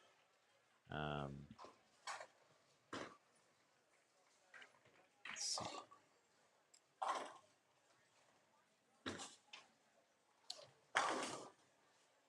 Yeah, Malia's 190, 220, 170, 2-0. And Gianna's 2-0, 2-teen, 2-0, 2-teen. So she's bowling pretty well. She is leading tonight's block as well as the overall.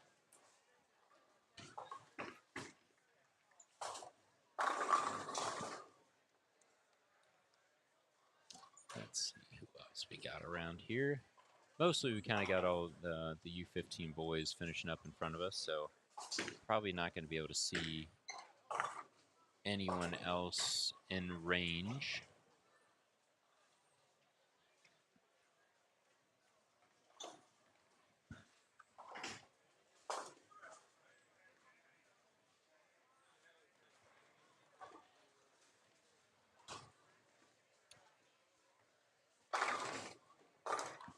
We do have Elias O'Halloran. He is finishing up a 2-0 game. He was a bit out, but if he had a good game, he had a chance to be able to jump into maybe one of those medal positions. But he was up there in the block, though, right? Let's see. I know he had like 750 the first 3. So okay. Yeah. So yeah, it's tough to swallow. There's a lot of he is the highest that doesn't have the 5th game in. So he was leading. Right. Yeah, so he was leading. He's the highest person that doesn't have their 5th game entered in. Right. So Bobby Brennan was, let's see, Bobby Brennan was 71 pins back. So okay. Yeah, he had a pretty decent buffer on being able to win this this block. right? Although, actually, that was a big double. James Drehobel. And where is he at? Well, he is finished. Oh, he's finished. But yeah, now. Okay. he just bowled 220 to get to 167. Okay. So yeah, if Elias didn't double there, he would have actually fallen behind James. But he did actually strike out all three for 204. So he is going to be at plus 170, and James got to plus 167. Ooh. So, hey, I mean, that's a great showing there by James. I mean, 230, 220, 230, 240, 220. Yeah, that's just solid bowling. Yep.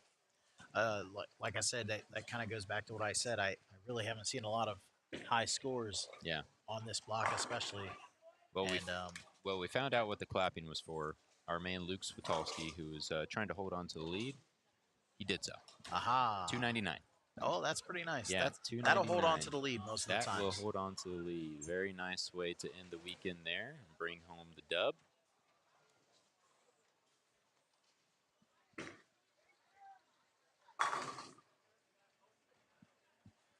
Yep, so he is 436 over for his 20 games, averaging 221. That's a lot. Yeah. Just some good solid bowling right there all weekend. Yeah.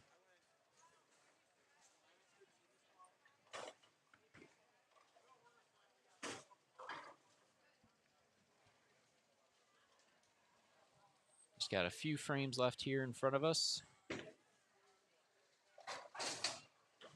Miles squeaking that 10 pin in there.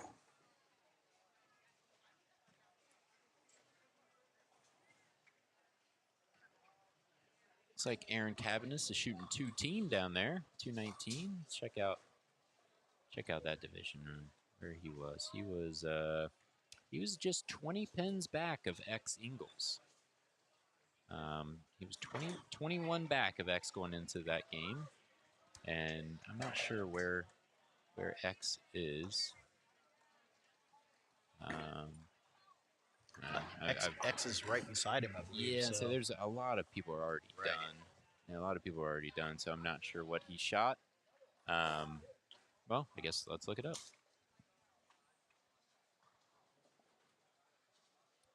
X has not been entered yet. Not been entered yet, but it does look like Aaron shot 219. Great way to finish there. I believe X is in the B spot, I believe. And there's a decent game to the right there. So I just can't obviously see that far down. So yeah. We'll see. Like I said, as long as the kids are proficient in getting their scores to the tournament office, it's pretty easy to put them in.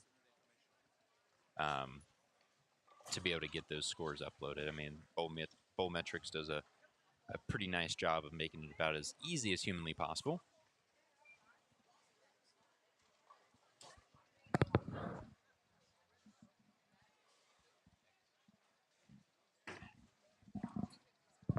Oh, okay. Hey. All right. Our X Ingles also just saying, yeah, this one's mine. This trophy's mine. 257. Big to big close game. out. Big game. Yeah. So X shoots 257 to secure the U12. I mean, that's just stupid.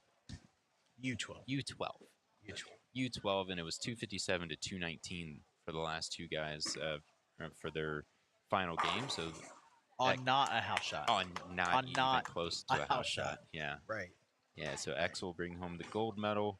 Aaron will bring home the silver. And then, we had Luke shoot 299 to bring home the gold medal in the U20, or I'm sorry, U18. Keep wanting to call it U20. It was U20 when I bowled. Just things change.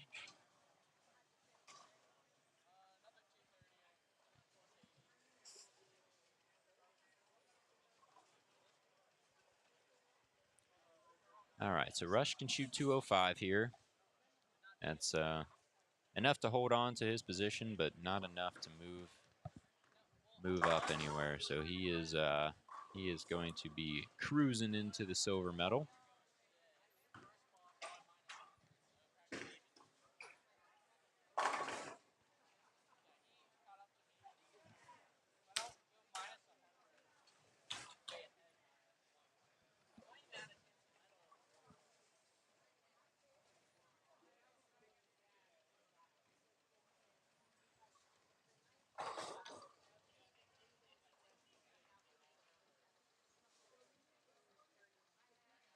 Yeah, Manuel finished with 192, so enough. Drew Parker, nice 236 the last game. Looks like he might sneak in the. There's a chance for him to sneak into the bronze medal here. Looked like Drew was being pretty consistent, pretty much the whole block. Yeah, Both well, blocks today. So I think Isaiah is F. Right in front of us here, and Isaiah is actually 80 over, and Drew finished at 80 over. So it looks like, I think he just needs to basically have decent count on this first frame or on this first shot to be able to pass him, but he can even leap up into the silver second spot. Yeah. Yeah. Actually, what's he at? He's at 80, and he can get to 235. He can actually win. Isaiah can actually win this Over Manny. Yeah. Right. Yes. It would be over Alex. It would be over just the Alex. block Yep. award. It would just be yes. just this block award. It's not the overall, but for the long pattern, Isaiah has a chance. If he doubles, actually strike 9 spare, they would tie. I'm actually surprised we don't have more ties in the in these 5 games. They're pretty quick. It doesn't really give the chance or the field a chance to spread out a bunch. I'm just surprised we don't have more ties, but it makes life easier that there's not ties, but makes players' life easier. Yeah. Got to go dig around, find more medals. Right.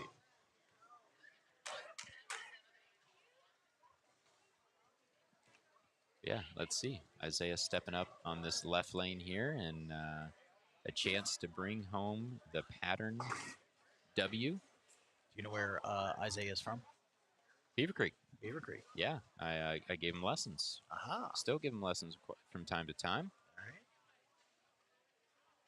Yeah, I've known Isaiah for, I think he was in, I want to say 6th or 7th grade when I first started working with him, and he's an extremely smart kid, and he's actually skipped some grades. Really? Yeah, to where he's quite young for the grade that he's in. Just overall just a very, very smart kid, and it was just a lot of the things I would tell him, and then he'd be like, "Oh, well, that would help me with this, right?" I'm like, yes. "Yeah, how do you already know that?" Let's see what he does here. Yeah. No, professional move. Yep. Uncomfortable. Oh, is Manny giving some trash talk here? Uh-huh. Is this competitive trash talk? I'm not sure what's going on here, actually. I knew he was getting kind of loud. And it's good for Isaiah to stop back there. Reset. You never know with kids. They could be like, what? Right. You want to go where after it? You Right. want to go to McDonald's? Right. Are you kidding me? Like, no, we're definitely not going there. Yeah, we're going to Okay, Chipotle. it could be literally zero relation to bowling. And it probably was not related to bowling at all. But let's see. First one's a big one. Yeah, very nice. A little hand slap there. Let's go. Like I said, a 9 spare can get a tie. Anything less than 9, he will just have the silver medal. Well, I shouldn't say anything less than 9 because Emmanuel is only 6 pins back. So there is a chance that he could still get a bronze, but at the same time, he could just go ahead and get the gold.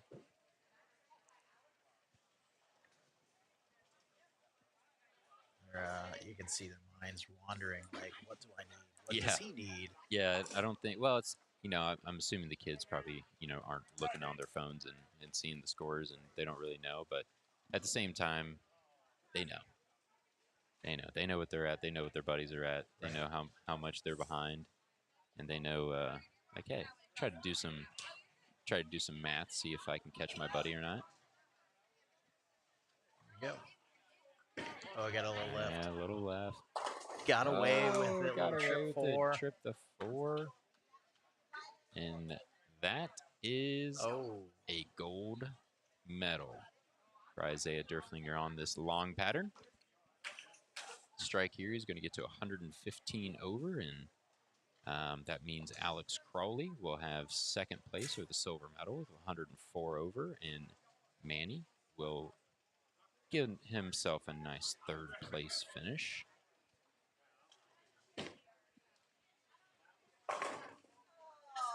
Yeah, so nice finish there from Isaiah. Yes. Bringing home the gold medal. And yeah, we don't have all the scores quite updated yet, I don't believe. You like to see those come down to the 10th frame, and hey, I got to have this. To yeah, fill it up. Absolutely. That's what you love to see. We're good. All right. Yeah, we are going to wrap it up, and we will. Are you going to live stream the awards? No, we're not. No? All right. That just means that people have to come to the SYCs. They have to show up, show out, show some support. Come watch these incredible youth bowlers. Yeah, come hang out. Where's the next one? Rochester. When July 1st, the entries open to Rochester, the SYC. This would be a good time of year to go to Rochester. Not the winter time. This is a good time to go to Rochester, not the winter time. So that is correct. That is just good planning. That's good planning. That is correct. Good strategy. So, yeah, thanks for tuning in this weekend, guys. It's been a good time. I'm glad to be a part of it. So I'm back to handing out award duty. All right, we'll see you guys in a bit. See ya. You've been watching the 2024 SYC Super Slam Ohio. The SYC Super Slam Ohio would not be possible without the generous donations from our sponsors: Storm Bowling, Cool Wick, PBA Junior, KEGEL, Turbo 2-in-1 Grips, 3G Shoes, Ray's Eyewear, Ballard's Bowling Academy, Master Industries, Quality Respite and Home Care, and by T&D Transportation. Special thanks to the official scoring system of the Storm Youth Championships, Bowlmetrics. The preceding was produced exclusively by Storm Bowling. For more information on upcoming events and more, please visit stormbowling.com. Once again, thanks for watching.